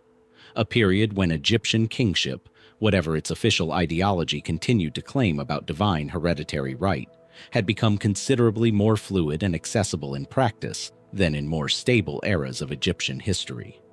And yet the specific evidence of his reign suggests he was no minor or marginal figure clinging briefly to a contested throne.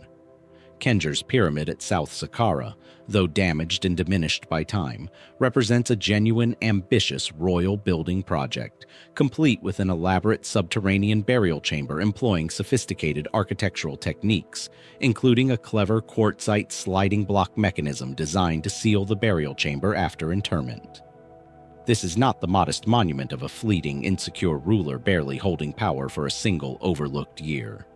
This is the work of a king with genuine resources, skilled architects, and apparently enough time and stability to see a serious construction project through to completion. Details that complicate any simple assumption that foreign-born kings of this era necessarily ruled only briefly or precariously. This has led some researchers to a more speculative line of questioning. Was Khendjer's foreign background perhaps less unusual for an Egyptian king of this specific era than we tend to assume, given how thoroughly some regions of Egypt, particularly in the Delta and among certain administrative and military circles, appear to have already absorbed significant West Asian populations by this point?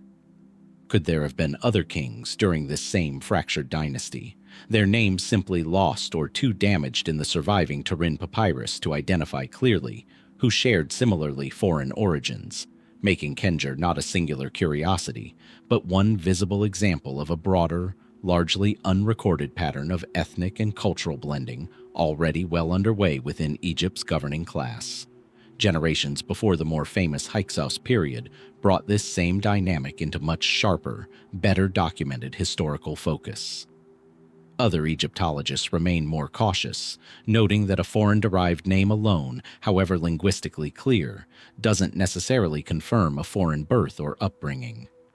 Names could be adopted, inherited from a single foreign ancestor, generations removed, or chosen for reasons scholars simply can't reconstruct from the available evidence.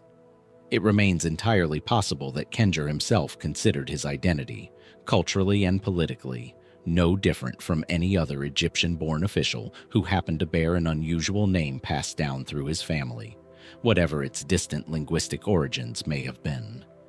What survives, in the end, is a damaged pyramid in the desert south of Saqqara, built with genuine skill and evident royal resources for a king whose very name quietly announces an origin his own monuments never once acknowledge.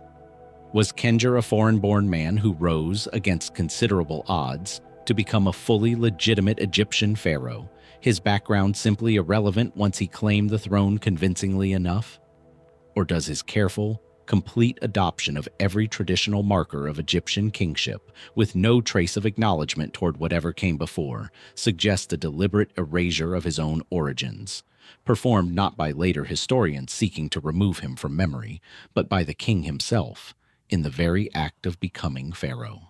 And if a king this successful, this well documented in his monuments, still leaves us this uncertain about who he truly was before he took the throne, what does that suggest about how many other rulers throughout Egypt's long fractured history quietly rewrote their own beginnings, leaving us only the ending they wanted remembered? A single name can hide a foreign origin. But what happens when the confusion runs the opposite direction entirely?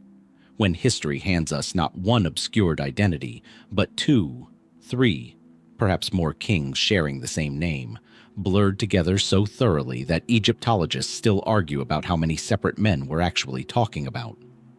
For this chapter, we turn to a battered wooden coffin in the British Museum, its gilding long stripped away, bearing the throne name Nubkaperi, a name claimed, confusingly, by more than one king, called Intef. The setting is Thebes during the 17th Dynasty, roughly 1580 to 1550 BC, in the decades immediately preceding Egypt's reunification under the early 18th dynasty. This was a period of quiet but determined resistance, when a line of Theban kings, ruling only southern Egypt while the Hyksos controlled the north from Avaris, gradually built the military and political foundation that would eventually allow their successors to expel the Hyksos entirely and reunite the country. Several of these Theban kings bore the name Intef, a name with deep roots in Theban royal tradition, reaching back centuries to the 11th dynasty kings who had first unified Egypt from this same city after an earlier period of fragmentation. Here is where the difficulty begins.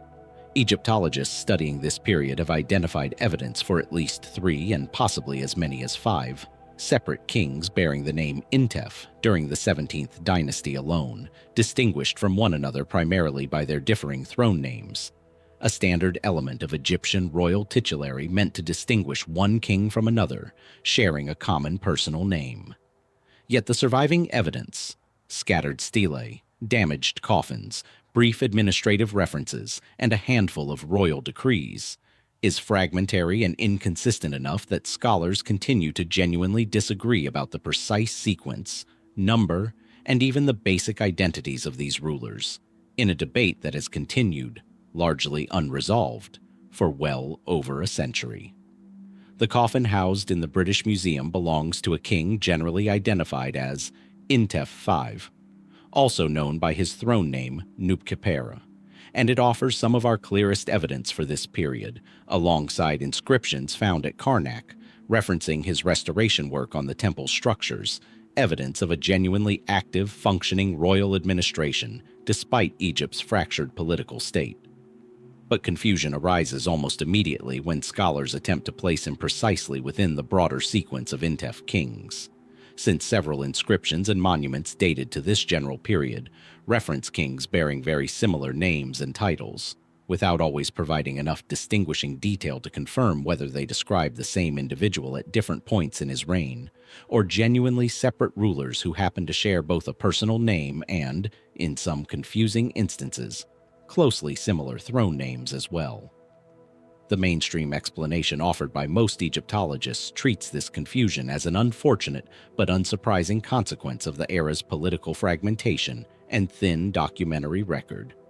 Unlike more centralized and well-documented periods of Egyptian history, the 17th dynasty operated as a regional, southern kingdom with more limited resources for the kind of extensive royal record-keeping and monument construction that helps later historians reconstruct clearer chronological sequences elsewhere.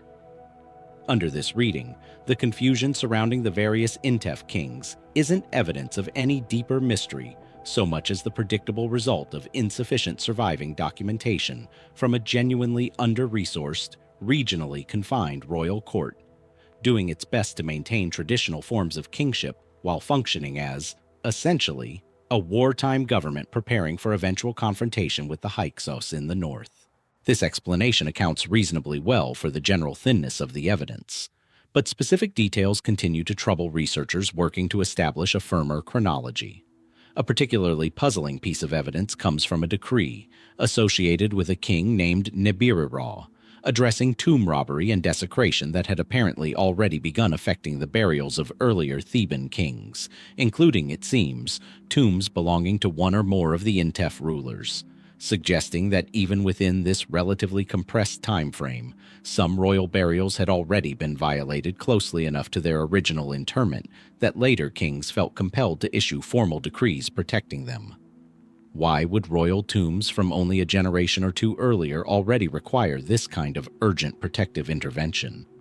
Does this reflect the kind of ordinary opportunistic robbery that plagued Egyptian burials throughout their history, or does it suggest something closer to genuine instability within the royal succession itself during this period?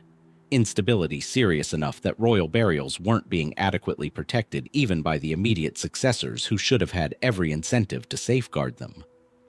There is also the broader question of how these various Intef kings actually related to one another. Were they father and son, brothers? more distant relations competing for the same throne, or entirely unconnected claimants who happen to draw on the same historically resonant Theban name to strengthen their own legitimacy, consciously invoking the memory of the earlier, more famous Intef kings of the 11th dynasty who had first unified Egypt centuries before. Some Egyptologists have proposed that the repeated use of this specific name may not simply reflect ordinary dynastic naming convention, but a deliberate political strategy, each successive Intef consciously positioning himself as heir to a specific, powerful historical legacy of Theban kings who had once before restored Egypt from a period of fragmentation and division, precisely the outcome this later dynasty was working to achieve once again. More speculative theories have emerged at the edges of this puzzle, as they tend to wherever a chronology this fragmented resists clean resolution. Some researchers have wondered whether certain monuments attributed to an Intef without fully distinguishing throne names might actually represent joint or overlapping reigns, perhaps father and son ruling simultaneously for a period, similar to the co-regency pattern we encountered earlier in the reign of Amenemhat I, a possibility that would further complicate any attempt to establish a single, linear sequence of individual reigns. This remains a hypothesis, discussed but not firmly established, given how limited the surviving evidence is. What remains in the end is a coffin in London, several damaged monuments scattered across Theban temple walls, and a royal name repeated just often enough, across just enough separate reigns, to leave modern scholars uncertain exactly how many kings we're truly discussing. Were the various Intef kings of the 17th dynasty a stable, orderly succession of related rulers, each strengthening a deliberate historical legacy in preparation for Egypt's eventual reunification? Or does the tangled, overlapping evidence surrounding their names and reigns suggest a royal house nowhere near as stable as its careful adoption of traditional Theban titulary was designed to suggest? And how much of Egypt's history, across every period we've explored in this investigation, rests on names we've confidently assigned to individual men who may, in truth, still be waiting for us to correctly separate one identity from another? Confusion over shared names is one kind of puzzle. But there's a stranger variety still. A king known to us almost entirely through words attributed to his father. A voice preserved in literature, while the man himself remains a shadow behind it. For this chapter, we turn to a papyrus fragment, carefully preserved in the collection of the Hermitage Museum, containing one of the most sophisticated works of political philosophy to survive from ancient Egypt, the instruction addressed to King Merikare. The text presents itself as advice from an aging, unnamed king to his son and successor, Merikare, offering guidance on statecraft, justice, the treatment of enemies, and the burdens of rulership. Most Egyptologists identify the father as a king of the 9th or 10th dynasty, ruling from Heracleopolis during the First Intermediate Period, that same fractured era we encountered earlier through the Ipuwer Papyrus, when centralized pharaonic authority had collapsed and Egypt splintered into competing regional powers. The Heracleopolitan kings based in Middle Egypt found themselves locked in a prolonged, grinding conflict with a rival dynasty rising from Thebes to the south, a struggle that would eventually end in Theban victory and the reunification of Egypt under the 11th dynasty. Merikare, according to this text, was meant to inherit both the throne and this unfinished war. And yet here is where the historical record grows strange. Despite Merikare receiving one of the most extensive, personal and philosophically rich pieces of political instruction to survive from this entire period, we have remarkably little independent confirmation of his actual reign. No securely identified tomb has been found.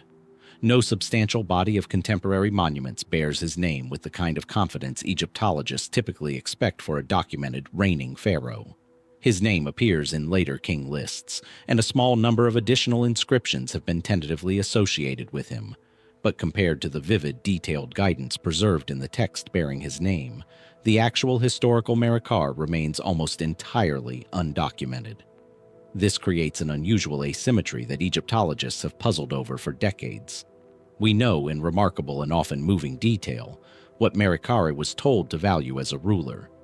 The text advises restraint in punishment, careful attention to the loyalty of officials, respect for the written word and scribal tradition, and a notably candid acknowledgement of past political violence, including passages that seem to reference the desecration of Thainite territory during the ongoing conflict with Thebes, described with what many scholars read as genuine regret rather than triumphant boasting, an unusually reflective tone for royal Egyptian literature. We know what kind of king his father hoped he would become. What we don't know with any real confidence is what kind of king he actually was, how long he reigned, how the war with Thebes ultimately concluded for him personally, or even the precise circumstances of his death. The mainstream explanation offered by most Egyptologists treats this gap as another consequence of the first intermediate period's generally poor documentary record, consistent with the broader pattern of fragmentary evidence we've already encountered throughout this fractured era, from the Ipuwer papyrus's uncertain context to the difficulty modern scholars face reconstructing the exact sequence of rulers during this chaotic stretch of Egyptian history. Under this reading, Merikare's thin historical footprint isn't uniquely mysterious, so much as representative of a broader documentary problem affecting the entire period in which he reigned. A kingdom fractured, at war, and lacking the stable administrative infrastructure needed to generate and preserve the kind of extensive royal monuments and records more centralized, peaceful eras typically leave behind. This is a reasonable and well-supported explanation, but it doesn't fully account for the specific curious fact that this particular king, among so many poorly documented rulers of this era, happens to be the recipient of one of the most sophisticated and carefully composed pieces of political literature to survive from ancient Egypt at all. Why would a court apparently too unstable, too embattled, to generate substantial independent monuments for Merikare himself, nonetheless produce and carefully preserve across subsequent copying by later scribes a text this detailed, this philosophically ambitious, addressed specifically to him?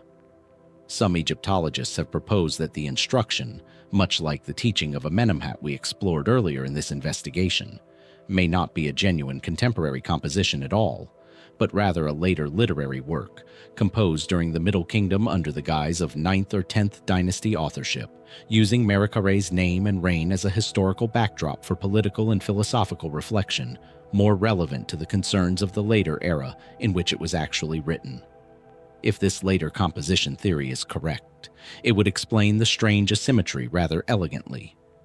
Merikare himself may have been a genuinely minor, poorly attested king of a losing regional dynasty, remembered by later Egyptian scribes not because of anything he personally accomplished, but because his reign, positioned at the dramatic close of the first intermediate period, offered a convenient and symbolically resonant setting for a later generation of writers to explore questions about justice, kingship, and the proper use of royal power, using the memory of a chaotic, ultimately unsuccessful dynasty as a cautionary backdrop for their own political reflections. But this explanation, however plausible, doesn't fully resolve the mystery either. If the text is indeed a later literary construction, why choose Merikare specifically, rather than a more prominent or better documented ruler from this same turbulent era? Was there something specific about his reign, some genuine historical memory of a king who inherited a losing war and a fracturing kingdom, that made him particularly suited to this kind of reflective, cautionary literary treatment, even if the specific details of the instruction itself were composed generations after his actual death? Or does the choice suggest something more practical, that Merikare, precisely because he was so thinly documented elsewhere, offered later scribes a convenient, malleable historical figure onto whom sophisticated political philosophy could be projected without contradicting an already well-established, more thoroughly documented historical record? More speculative questions linger at the edges of this puzzle. Did the actual historical Merikare ultimately lose his war against Thebes, his kingdom absorbed into the reunified Egypt that emerged under 11th Dynasty rule, his memory then deliberately allowed to fade by victors who had little interest in preserving detailed records of a defeated rival dynasty's final king? Or does his obscurity reflect something more mundane, an unremarkable reign cut short by circumstances entirely unrelated to the war his father's instructions so carefully prepared him for? What survives, in the end, is a fragile papyrus preserving a father's careful, thoughtful guidance to a son who may have needed it more than any surviving evidence can confirm, addressed to a king whose own voice, whose own choices, whose own ultimate fate remain almost entirely absent from the historical record he was meant to inherit. Was Merikare a real king who simply left behind too little evidence to reconstruct, or a name later scribes borrowed to give weight and historical texture to lessons about kingship that were never truly his to receive?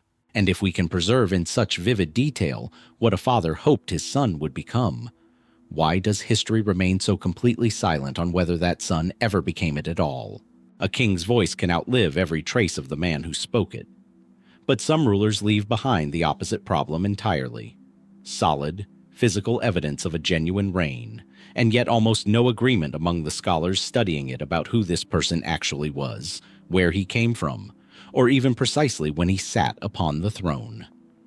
For this chapter, we return once more to the Turin King list, that same fragile, damaged papyrus we've encountered repeatedly throughout this investigation, to examine one of its most stubbornly contested entries: the reign of a king named Wegaf.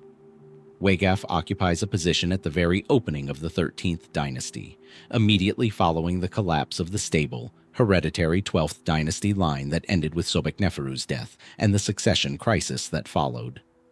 If the mainstream chronology is correct, Wegaf was among the very first kings to attempt to hold together a kingdom already beginning to fracture, positioned at the hinge point between one of Egypt's most celebrated eras of centralized stability and one of its most chaotic periods of rapid, uncertain succession.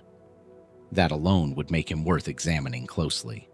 But almost everything about his reign, once you look past the bare fact of his existence, dissolves into genuine scholarly disagreement. The physical evidence for Wegaf is not, on its own, particularly thin. Several monuments bear his name, including inscriptions found at Abydos referencing construction and building activity, suggesting a king with genuine resources and administrative reach, capable of commissioning work at one of Egypt's most sacred religious sites. A stela discovered in this same region describes military activity, seemingly connected to unrest or conflict requiring royal intervention, hinting at a reign already contending with the kind of instability that would come to define the broader 13th dynasty in the years following his rule. On its face, this looks like reasonably solid evidence for an active, functioning pharaoh, engaged in the ordinary business of Egyptian kingship, however briefly he may have held the throne. The difficulty begins when Egyptologists attempt to place Wegaf precisely within the broader chronological sequence, and to determine his relationship, if any, to the collapsed 12th dynasty line that preceded him. Was Wegaf a member of the extended royal family, perhaps a more distant relation of Sobekneferu or Amenemhat IV, elevated to the throne during the succession crisis we explored earlier in this investigation in an attempt to preserve some continuity with the increasingly diffuse bloodline of the previous dynasty? Or was he, as a number of Egyptologists have proposed based on the absence of any clear genealogical claim in his surviving inscriptions, a court official or military commander entirely unconnected to the previous royal family, elevated to kingship through the same kind of merit-based or circumstantial rise we've already encountered in the puzzling case of Neferhotep III, and possibly connected to a broader pattern we've traced through several kings of this fractured era, of the traditional hereditary principle giving way, in practice, to a more fluid, contested process of claiming the throne? The evidence, characteristically for this period, doesn't clearly resolve the question. Wegaf's surviving inscriptions make no explicit claim to descent from the previous royal line, a silence some Egyptologists interpret as significant, given how eager Egyptian kings typically were to emphasize legitimate hereditary connections whenever such connections genuinely existed. Under this reading, the absence of any stated bloodline claim suggests Wegaf likely had none to make, supporting the theory that he represents an early, perhaps foundational example of the non-hereditary succession pattern that would come to define so much of the 13th dynasty that followed him. But other scholars urge caution against reading too much into this silence. noting that our surviving inscriptions from his reign are limited enough that the absence of a stated genealogical claim may simply reflect gaps in what has survived, rather than genuine evidence that no such claim existed at the time. Compounding this uncertainty is a deeper structural problem affecting our understanding of Wegaf's reign. The damaged state of the Turin king list itself at precisely this point in the papyrus. The list, our single most valuable source for reconstructing the exact sequence and duration of 13th Dynasty kings, suffers significant physical damage across the very section covering this early transitional period, leaving scholars to reconstruct fragmentary king names and often disputed reign lengths from incomplete hieratic text, damaged in places to the point of individual signs being only partially legible or entirely lost. Some reconstructions place Wegaf as the very first king of the 13th dynasty, immediately following the 12th dynasty's collapse. Others, based on differing interpretations of the papyrus's damaged sequence and additional archaeological evidence, place him somewhat later in the dynasty's early sequence, following one or more other short-lived similarly obscure rulers. This isn't merely an academic disagreement over minor chronological details. It fundamentally affects how historians understand the earliest, most critical moments of the succession crisis that followed Sobekneferu's death, since the identity and position of whichever king came first in this sequence shapes our entire understanding of how, and how quickly, Egypt's traditional hereditary kingship actually broke down. There is also the matter of Wegaf's reign length itself, a detail that might seem minor but carries real weight in reconstructing this period's broader instability. Some interpretations of the damaged Turin papyrus suggest a reign of only a few years, consistent with the general pattern of brief, rapidly cycling kingships we've already traced through multiple rulers of this fractured dynasty. Other reconstructions, based on differing readings of the same damaged text, have proposed a somewhat longer reign, which would suggest Wegaf achieved a level of relative stability notably atypical for this chaotic period, raising the question of whether his reign represented a brief, partial stabilization before renewed instability set in under his successors, or whether the longer reign estimates simply reflect an error in reconstructing badly damaged papyrus text that may never be fully resolved. The military stela associated with his reign adds yet another layer of ambiguity rather than clarity. The inscription references conflict or unrest requiring royal military intervention, but the specific nature, location, and outcome of this conflict remain frustratingly vague in the surviving text. Was this evidence of external threat? Perhaps early friction with the West Asian populations already settling into the Eastern Delta, the same populations we've already encountered in our exploration of both the 14th dynasty's collapse at Avaris and the foreign-derived name borne by King Khendjer later in this same dynasty. Or does it reflect internal conflict, competing claimants within Egypt itself contesting Wegaf's own legitimacy, consistent with the broader pattern of contested, unstable succession that defines so much of this era? The stela's damaged, incomplete text supports multiple readings without clearly confirming any single interpretation, leaving this detail, like so much else about Wegaf's reign, suspended between competing scholarly theories rather than settled by clear evidence. Some Egyptologists have proposed a more speculative framework for understanding Wegaf's uncertain position, suggesting that the very difficulty of definitively placing him within the dynasty's sequence may itself reflect something genuine about the political reality of this transitional moment.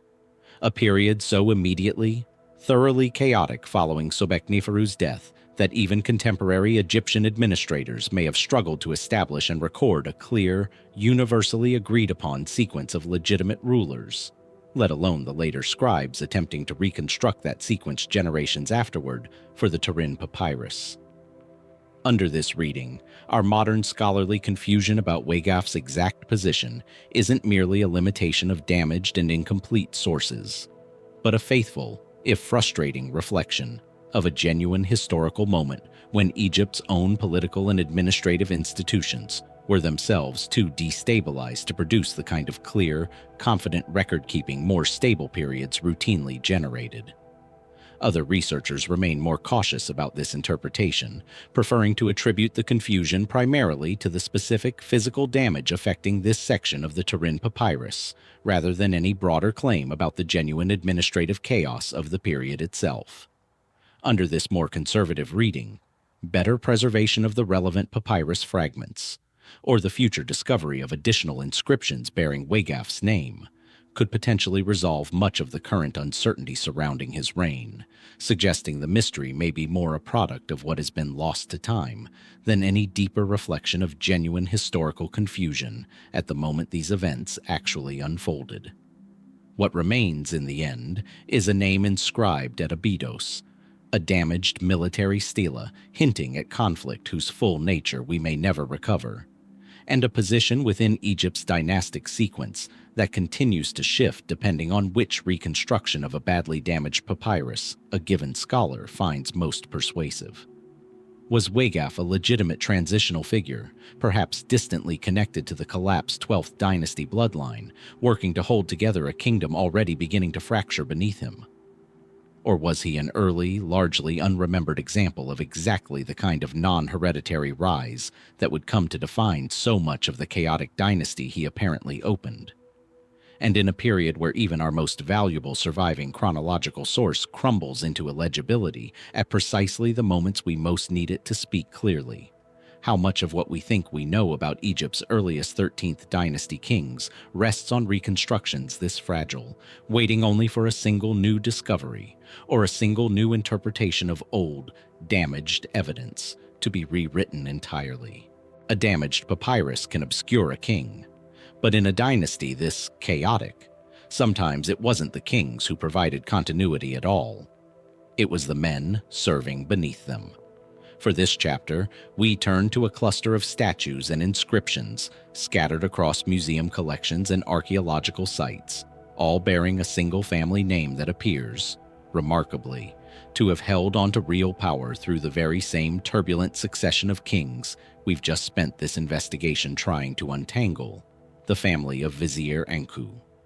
To understand why this family matters, you have to understand what the office of Vizier actually meant in ancient Egypt.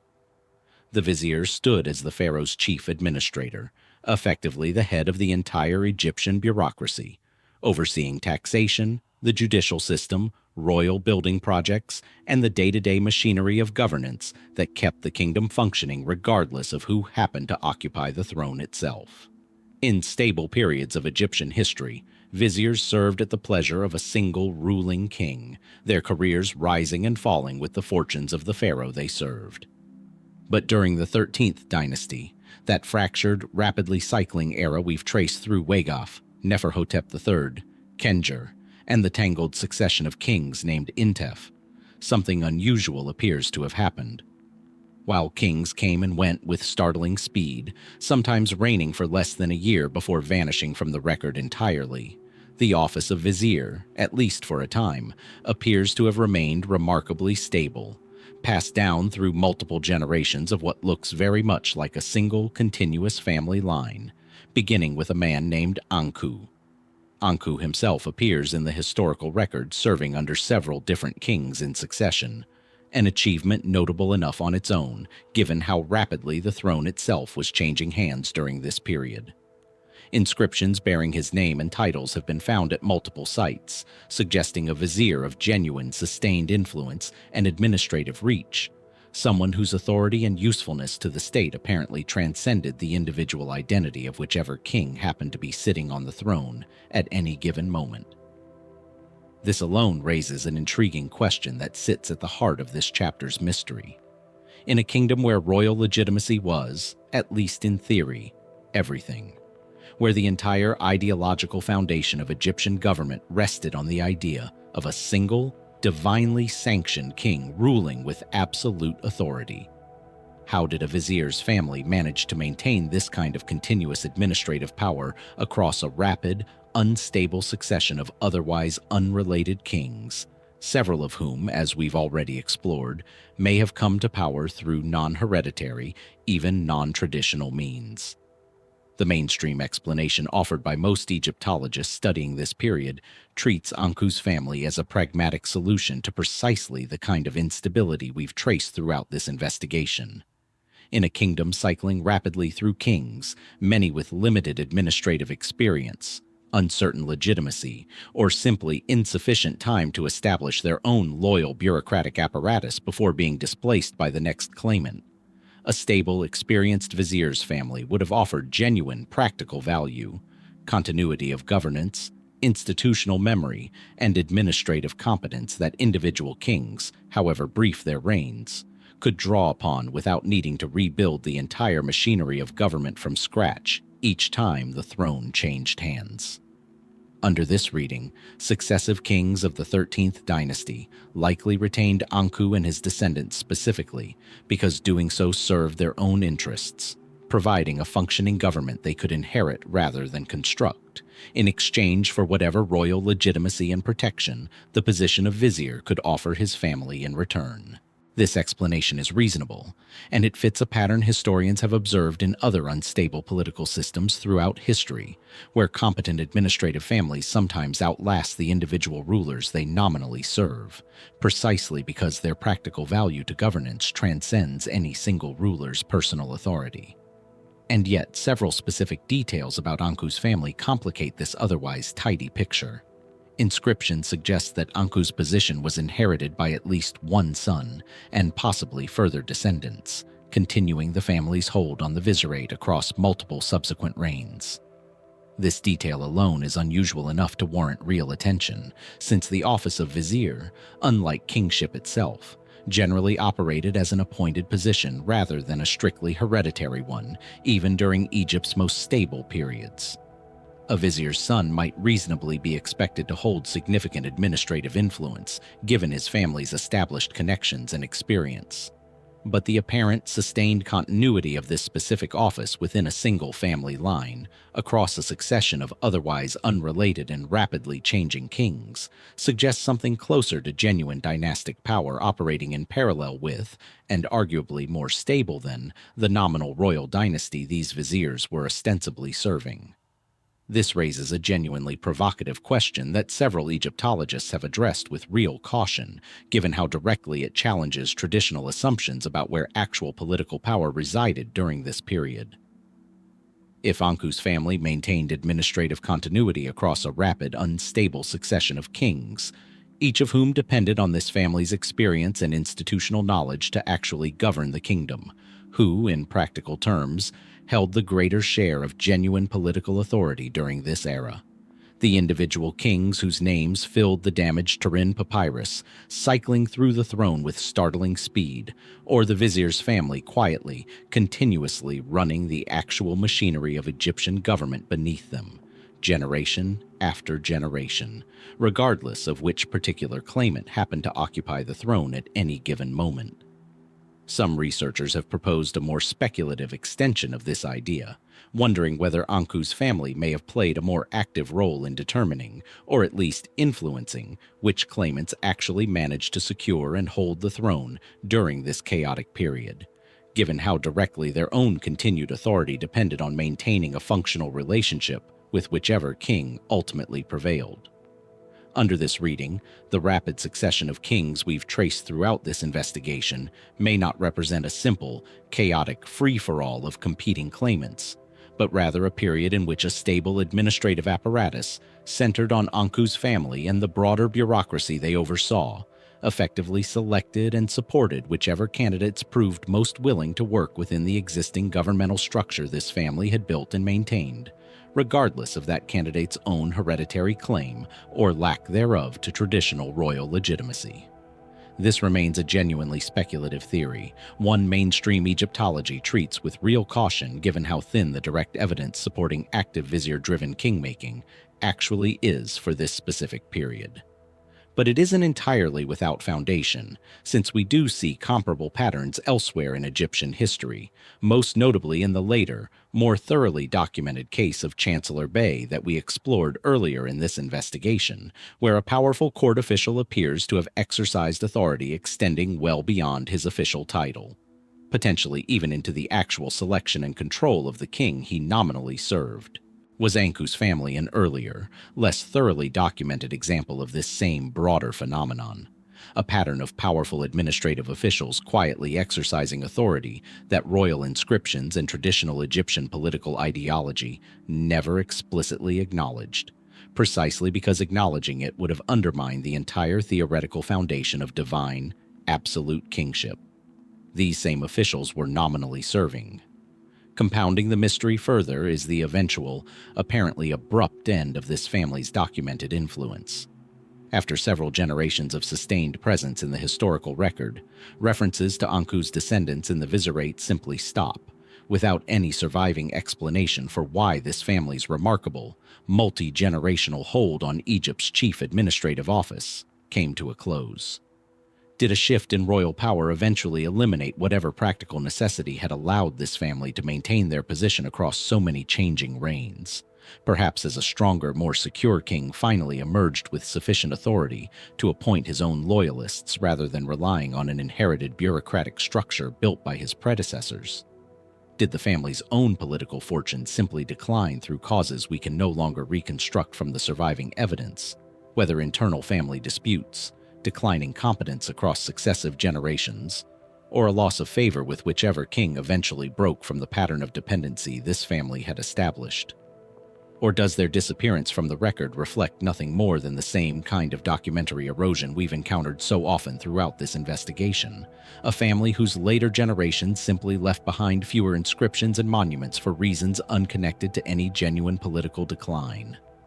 What survives in the end is a scattered collection of statues and inscriptions, each bearing witness to a family that appears to have quietly, methodically maintained real administrative power across one of the most chaotic successions of kings in Egyptian history, only to vanish from the record themselves, just as thoroughly and just as mysteriously as so many of the kings they apparently outlasted.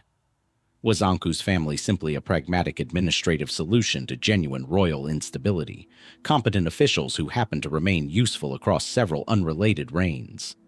Or does their sustained multi-generational grip on Egypt's most powerful appointed office suggest something closer to a hidden second dynasty, ruling in practice if not in name, behind a rotating cast of kings whose own claims to the throne may have depended more on this family's continued cooperation than any surviving inscription has ever openly admitted? And if true political power in this fractured era rested less with the men whose names fill Egypt's damaged king lists, and more with the family quietly managing the kingdom behind them, how much of what we call the 13th dynasty's chaos was genuine instability at all, rather than a carefully managed illusion of change maintained by the one family that never actually lost its grip? A family can rule quietly from behind the throne, but some of history's most persuasive voices never claimed to speak for themselves at all. They spoke through the mouth of someone who lived generations before them, borrowing a dead man's authority to say something no living author could safely say in his own name. For this chapter, we turn to a set of papyrus copies, the most complete housed in the collection of the Hermitage Museum alongside the Merikare text we examined earlier, preserving a work of prophetic literature known as the Prophecy of Neferti. The text presents itself as the words of a wise man named Neferti, summoned to the court of King Sneferu during the Fourth Dynasty, roughly 2600 BC, at the very height of Egypt's Old Kingdom, an era of legendary stability remembered by later Egyptians as something close to a golden age.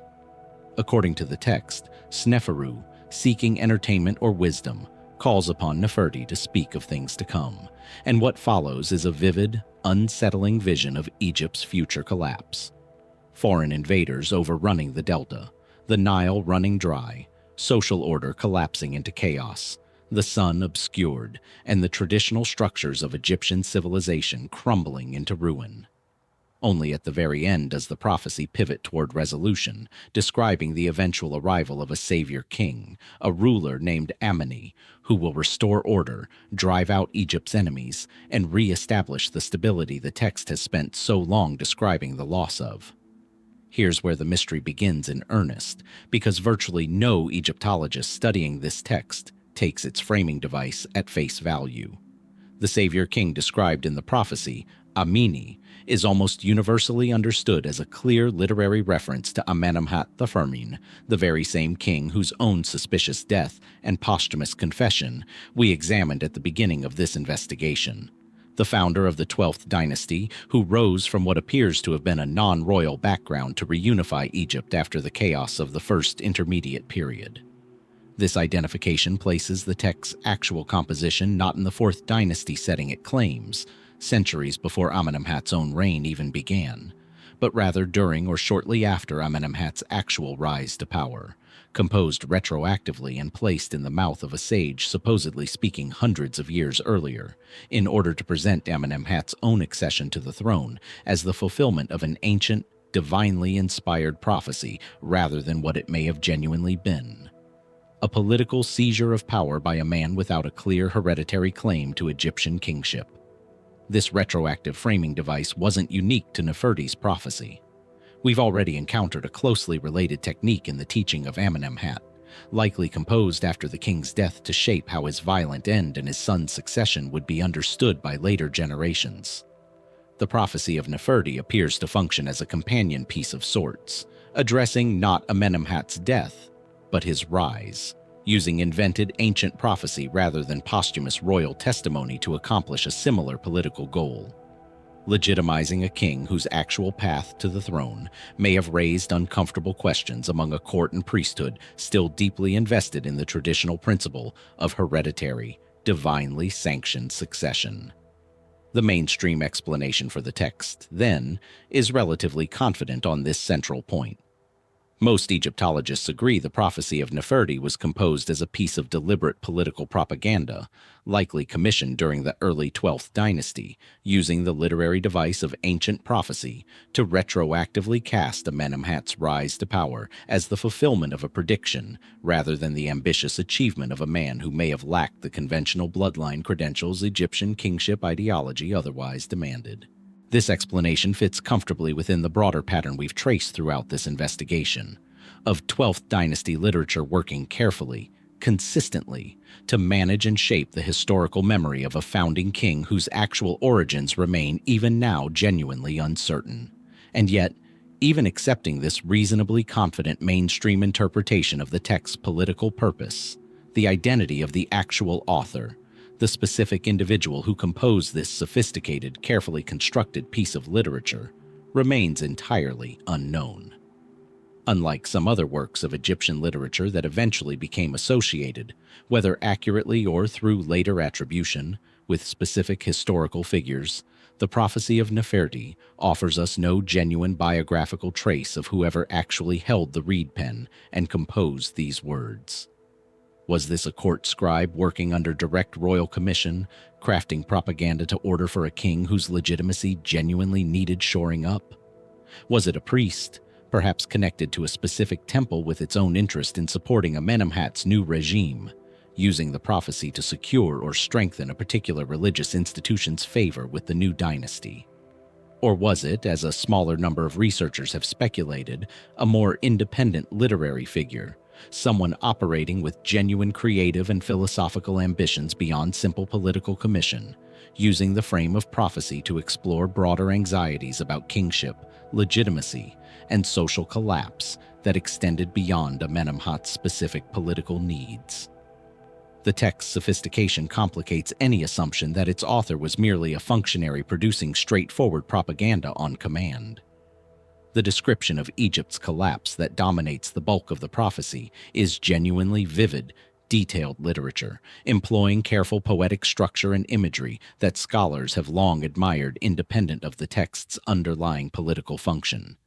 Imagery that closely parallels, in ways still debated among specialists, the catastrophic language we encountered earlier in the Ipuwer papyrus. This raises a question that has occupied Egyptologists studying both texts for decades.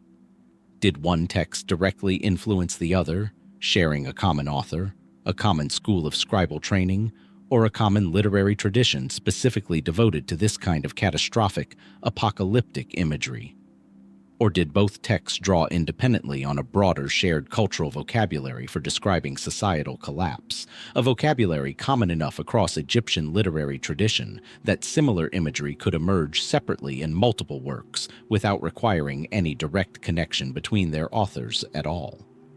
Some Egyptologists have proposed that the author of Neferti's prophecy may have been working from genuine historical memory of the first intermediate period's actual chaos, whether personal memory if the text was composed close enough to those events, or inherited institutional memory preserved through scribal tradition, using real historical trauma as the raw material for a text ultimately deployed toward a specific contemporary political purpose under Amenemhat's new regime. Under this reading, the author wasn't simply inventing catastrophe from imagination to serve a propagandistic goal, but rather channeling authentic, still resonant cultural memory of genuine historical suffering into a carefully constructed literary vehicle designed to make Amenemhat's restoration of order feel not merely politically convenient, but genuinely, viscerally necessary to an audience who may have still carried real memory, whether personal or inherited, of the chaos being described. This interpretation, while plausible, remains difficult to verify given how little we can confirm about the text's precise date of composition relative to the events it describes, or about the specific identity, background, and personal experience of whoever actually wrote it. More speculative theories have emerged at the edges of this uncertainty, as they tend to, wherever an anonymous, influential text this sophisticated resists clear attribution. Some researchers have wondered whether Neferti himself, despite being framed within the text as a legendary sage from Sneferu's ancient court, might actually reflect the name, or a deliberately altered version of the name, of the text's genuine contemporary author, hidden within the fictional frame as a kind of subtle signature, a literary convention occasionally suspected elsewhere in ancient literature, where authors embedded traces of their own identity within pseudonymous or attributed works.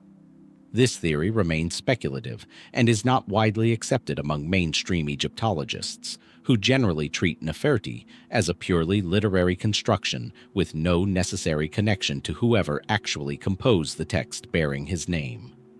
What survives in the end is a papyrus copy preserving one of ancient Egypt's most carefully constructed pieces of political prophecy. Its actual author is thoroughly hidden as the true circumstances of Amenemhat's own rise to power that this very text was designed to obscure. Was the prophecy of Neferti the work of a loyal court scribe, executing a commissioned piece of royal propaganda with genuine literary skill? A priest advancing his own institution's interests within a new and uncertain political order? Or an independent voice, using the safety of a fictional ancient sage to explore and perhaps quietly question the very legitimacy the text was ostensibly written to defend? And in a kingdom where we've now traced, across this entire investigation, king after king, whose true origins, true deaths, and true identities remain genuinely uncertain, what does it tell us that even the author who helped shape how one of these kings would be remembered forever chose to vanish, just as completely, into a name that was never truly his own?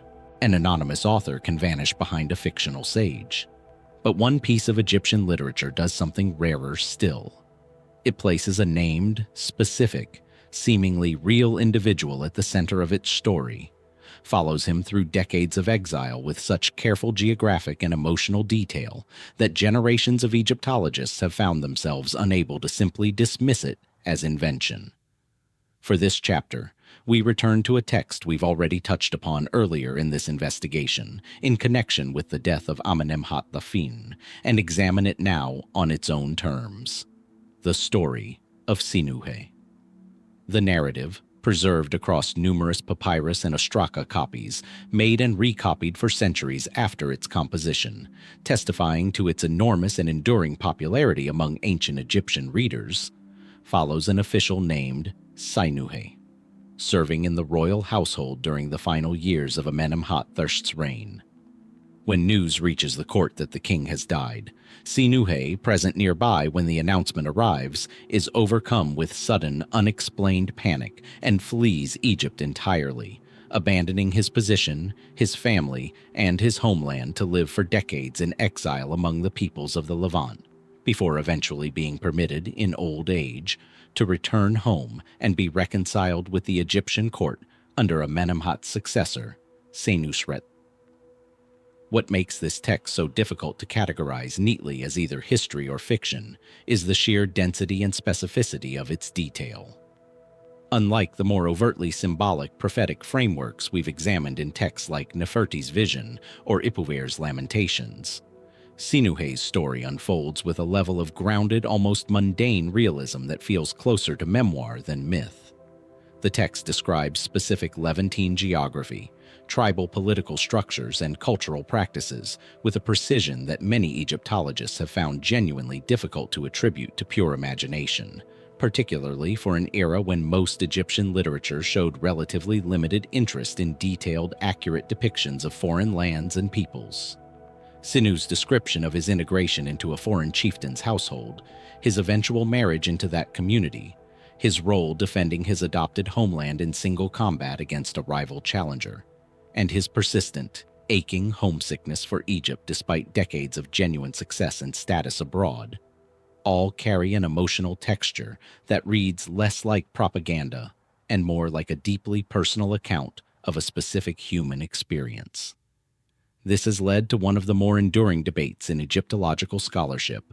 Was Sinuhe a real historical individual whose genuine experiences form the factual core of this later literary composition?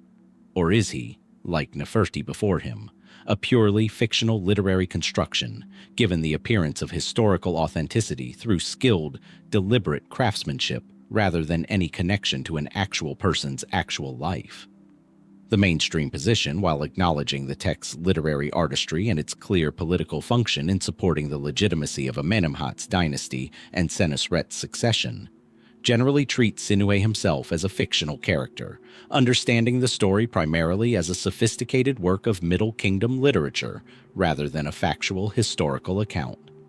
Under this reading, the text served multiple purposes simultaneously: entertaining its audience with a compelling adventure narrative, reinforcing Egyptian cultural values by ultimately having its protagonist choose to return home rather than remain in comfortable foreign exile, and subtly supporting the new dynasty's legitimacy by depicting Senusret IV as a magnanimous, secure ruler capable of forgiving and welcoming back even an official who had fled in apparent fear or suspicion during the vulnerable early days of his own succession.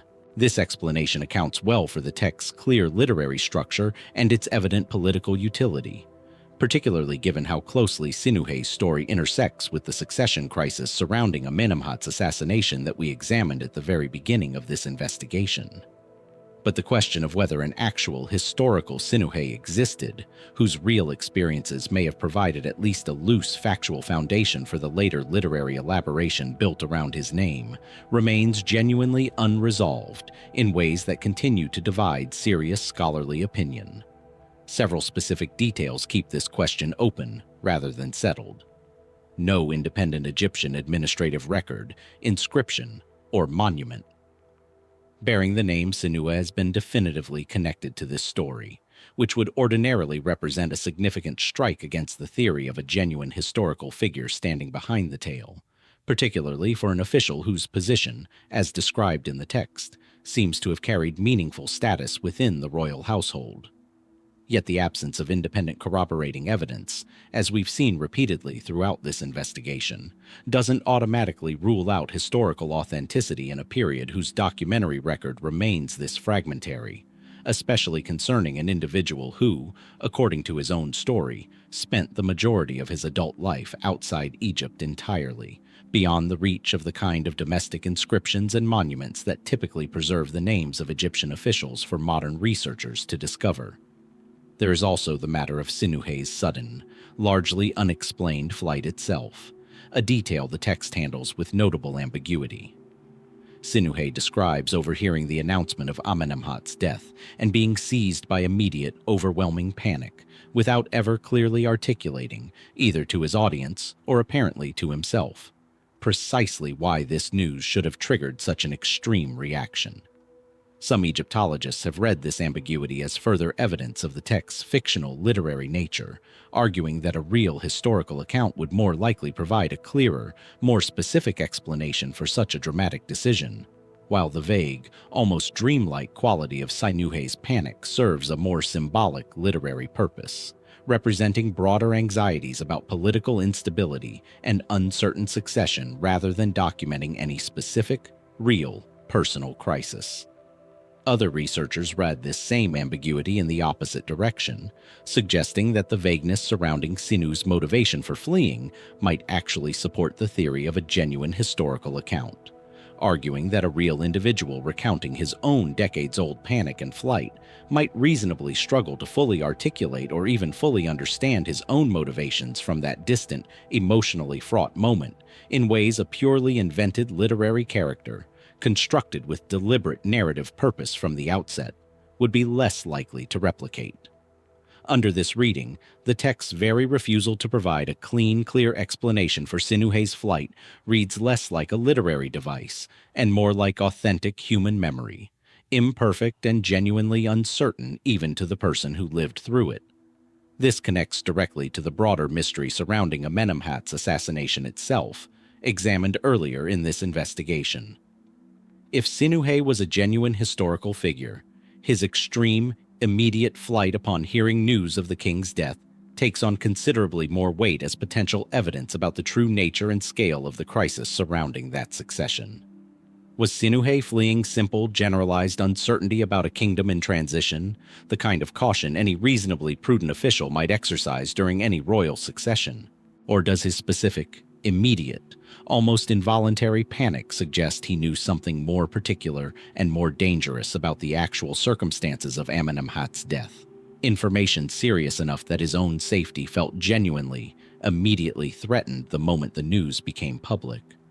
If a real Sinuhe existed and his flight reflected authentic personal danger rather than generalized unease, his decades-long exile becomes not merely a compelling literary journey, but a possible, if frustratingly indirect, piece of evidence about just how violent and how threatening the true circumstances surrounding Amenemhat's assassination genuinely were, corroborating, from an entirely different angle, the disturbing testimony preserved in the king's own posthumous teaching. More speculative theories occupy the edges of this long-standing debate, as they tend to wherever the line between historical memoir and constructed literature remains this genuinely contested. Some researchers have proposed that Sinuhe may represent a composite figure, a literary character constructed by drawing together the real, documented experiences of several actual Egyptian officials who fled abroad during this same turbulent transitional period, their individual stories eventually consolidated into a single, more narratively coherent character for the purposes of literary composition. This theory remains difficult to prove or disprove given the available evidence, but it offers a middle path between the more binary question of whether Sinuhe was simply real or simply invented, suggesting instead that the truth may lie somewhere in the more complicated space between genuine historical memory and deliberate literary construction. What survives in the end is one of ancient Egypt's most beloved and enduring works of literature, copied and treasured by generations of readers who found something in Sinuhe's journey worth preserving across centuries, whether they understood him as a genuine historical figure or a masterfully constructed fiction. Was Sinuhe a real man whose authentic panic and decades of exile preserve, however indirectly, genuine testimony about the true danger surrounding Amenemhat's assassination? Or was he always a literary invention, his vivid, specific journey through foreign lands a triumph of Middle Kingdom storytelling rather than a record of any actual human life? And if the ancient Egyptians themselves, copying and recopying this story for centuries, never felt compelled to definitively resolve this question for their own audience, what does that suggest about how differently they may have understood the boundary between history and story? A boundary modern scholarship still hasn't found a way to draw with any real confidence. A beloved story can blur the line between memoir and myth for 3,000 years. But sometimes the mystery isn't whether a man's story was true, it's whether we can even be certain which man we're talking about at all. For this chapter, we return once more to the crowded, fragmentary sequence of 13th Dynasty kings to examine a small scarab seal, its surface worn smooth by handling, bearing a throne name that has quietly divided Egyptologists for generations: Sobekneferu. The difficulty begins with a problem we've already encountered elsewhere in this investigation, but which reaches a particularly acute form here. Sekhemkare's name appears on a modest but genuine scattering of monuments and seal impressions dated broadly to the early 13th dynasty, in the same crowded, rapidly cycling stretch of Egyptian history that produced Wegaf, the disputed royal chronology we examined earlier. Some scholars identify him with a king recorded in the damaged Turin king list as Sekhemkare Amenemhat I, treating the fuller name as evidence of a deliberate personal and dynastic claim, a ruler who took the throne name Sekhemkare while also incorporating Amenemhat, the revered dynastic name of the 12th dynasty's founding king, alongside Sonbef, apparently his own birth name. Under this reading, Sekhemkare Amenemhat Sonbef represents a single, coherent historical figure, a king who deliberately invoked the memory of Egypt's great, stable 12th dynasty founder in constructing his own royal identity, perhaps in a calculated effort to lend legitimacy to a reign beginning in the genuinely uncertain years immediately following that dynasty's collapse. This would already be a reasonably compelling story on its own. A king consciously borrowing the prestige of a revered predecessor's name to shore up his own contested claim to the throne, in exactly the kind of legitimacy-building exercise we've already traced through the prophecy of Neferti and the broader propaganda machinery surrounding Amenemhat Tashur's original rise to power. But not every Egyptologist accepts that this fuller name necessarily belongs to a single individual at all. Some scholars studying the fragmentary evidence have proposed instead that Sekhemkare and Amenemhat Sonbef may actually represent two entirely separate kings, their names combined or confused either through genuine ambiguity in the damaged Turin papyrus, through later scribal error compounding across centuries of copying, or through modern Egyptological reconstruction efforts attempting, understandably but perhaps mistakenly, to resolve a genuinely unclear historical record into a cleaner, more coherent narrative than the actual evidence fully supports.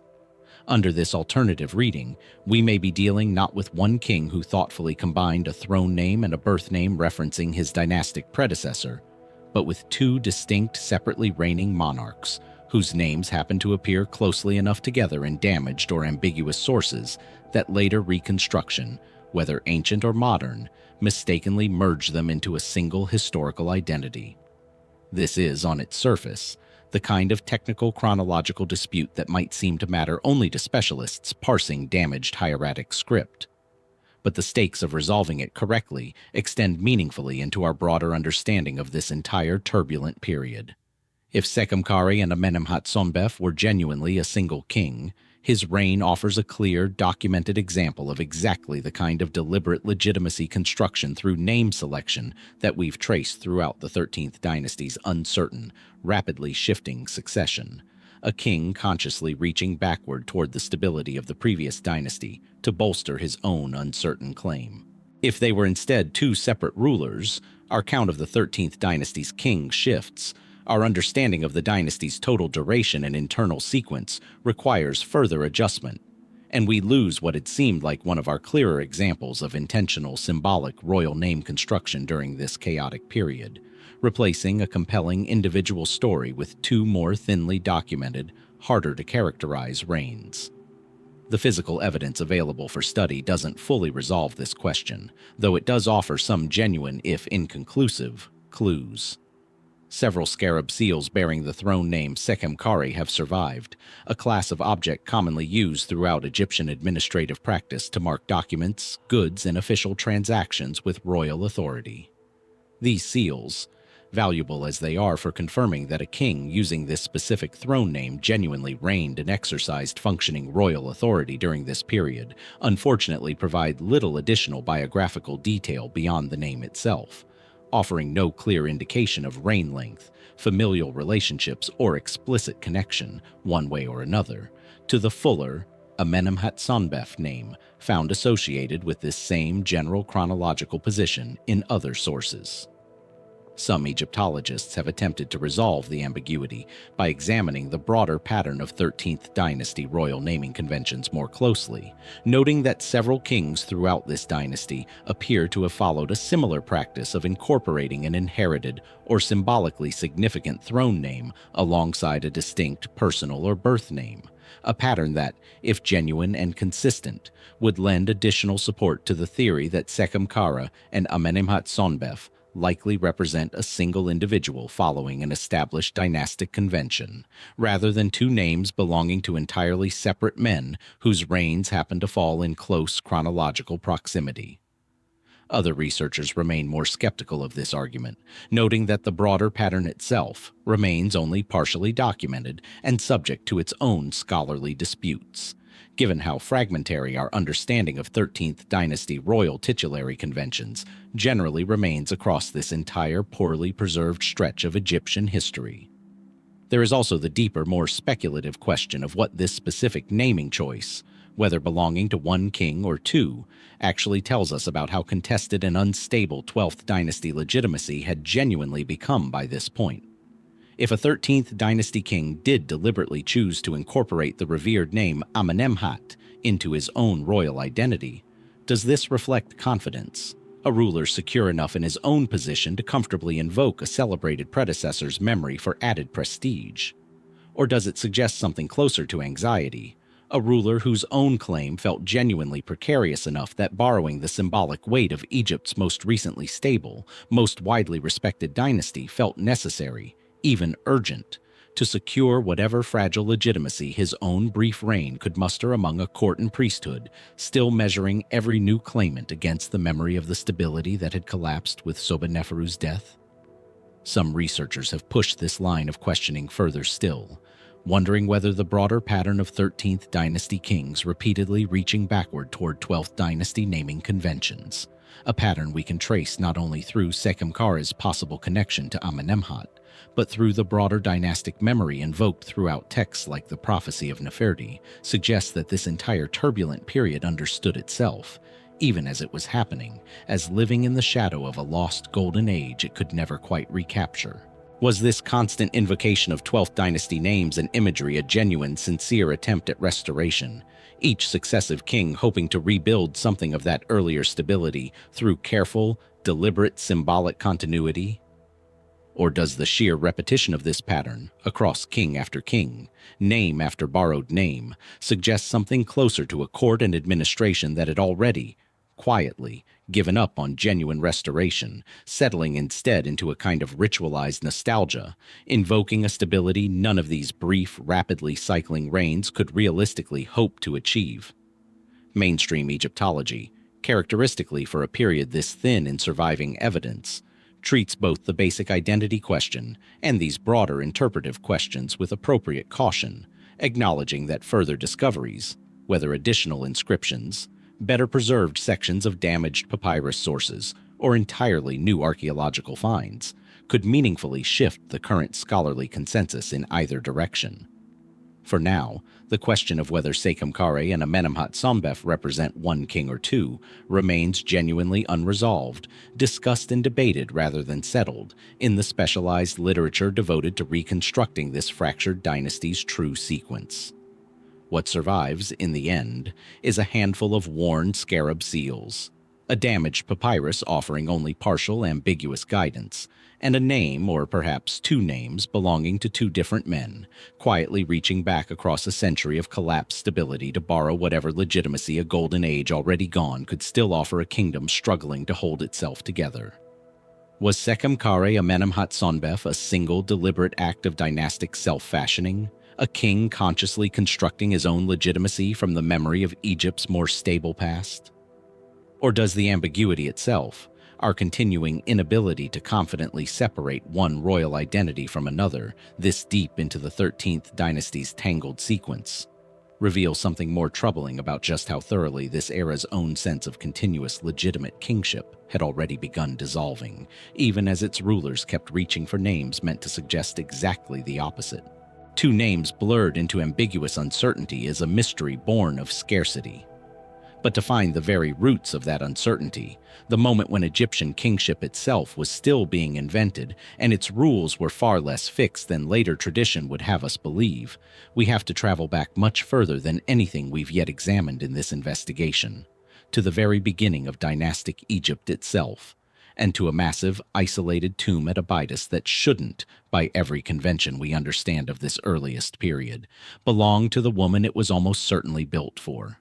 The tomb belongs to Meritneith, a royal woman of the First Dynasty, ruling or at minimum exercising very substantial royal authority somewhere around 2950 BC, a period so early in Egyptian history that writing itself was still a relatively recent development, and the fundamental conventions of pharaonic kingship, the very rules later dynasties would treat as fixed, eternal, and divinely ordained, were still being actively constructed by the earliest kings of a newly unified Egypt. What makes Meritneith's tomb so immediately striking is simply its scale and position.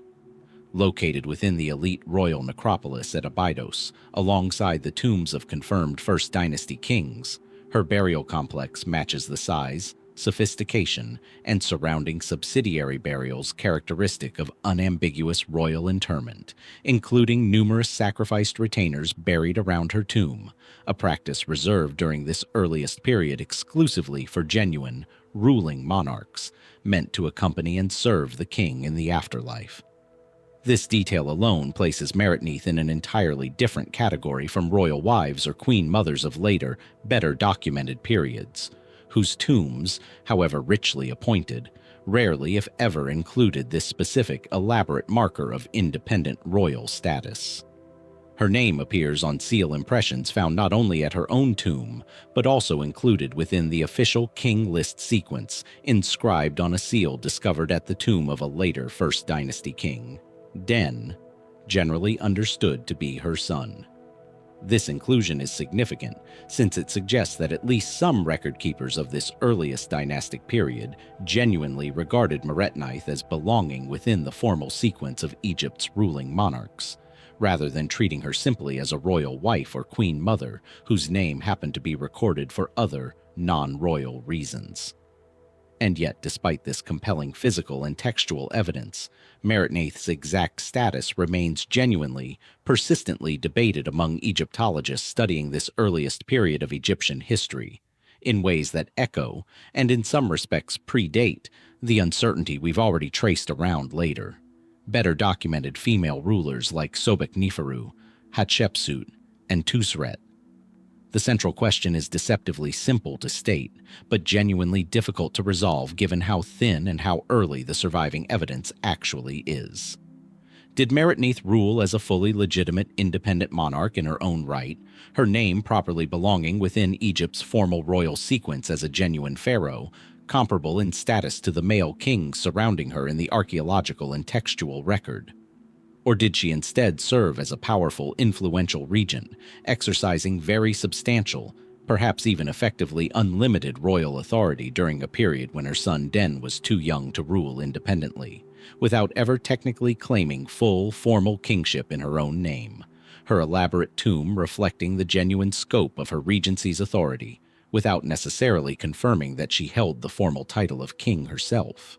The mainstream position among Egyptologists has shifted somewhat over the past several decades, with a growing, though not universal, tendency to treat Meritneith as very likely having exercised genuine, effective royal authority, whatever her precise formal title may have been, given the sheer weight of physical evidence supporting her elevated status.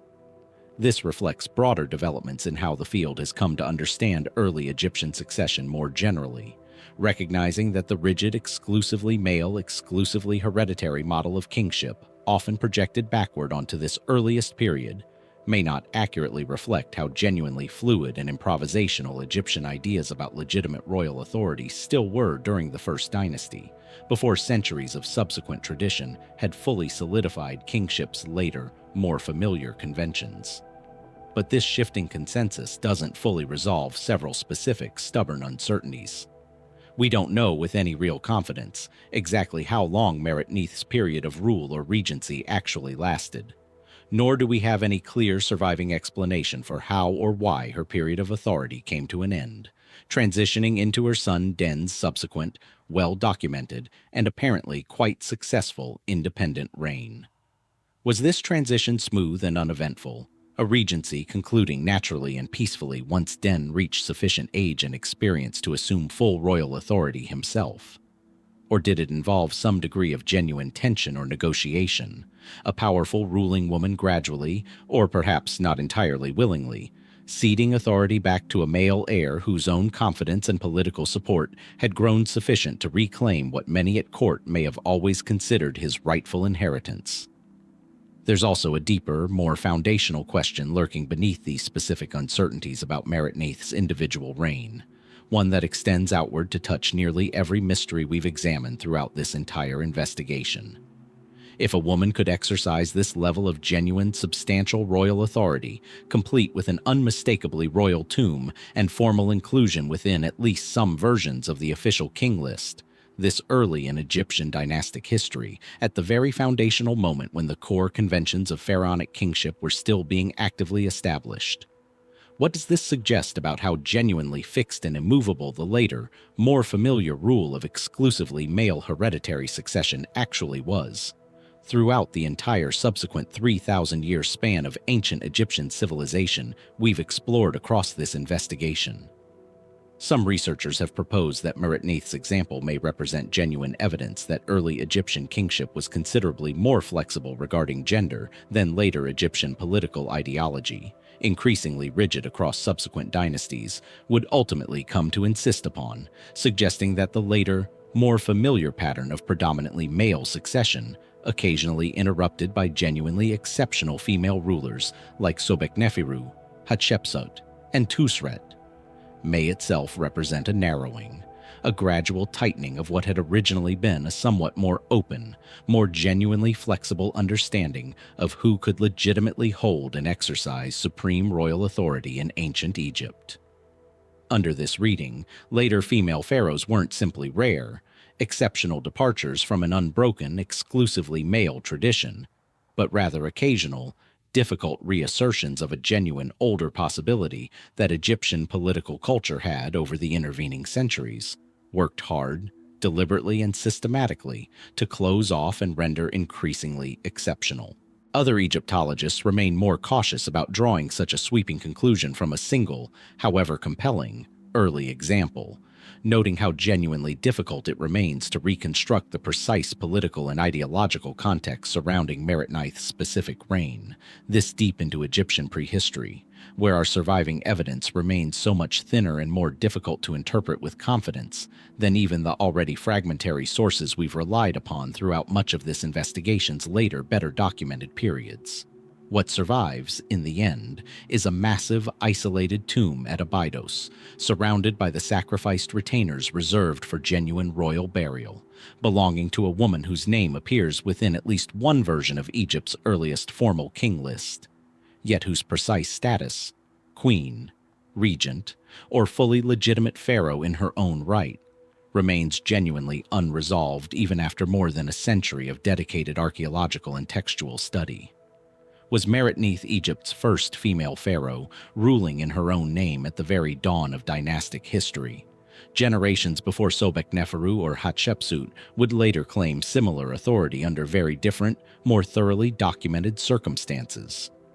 Or was she instead history's first, and perhaps most successful example of a powerful royal regent, exercising genuine authority without ever formally claiming the title her tomb's scale and sophistication still seemed to suggest she deserved?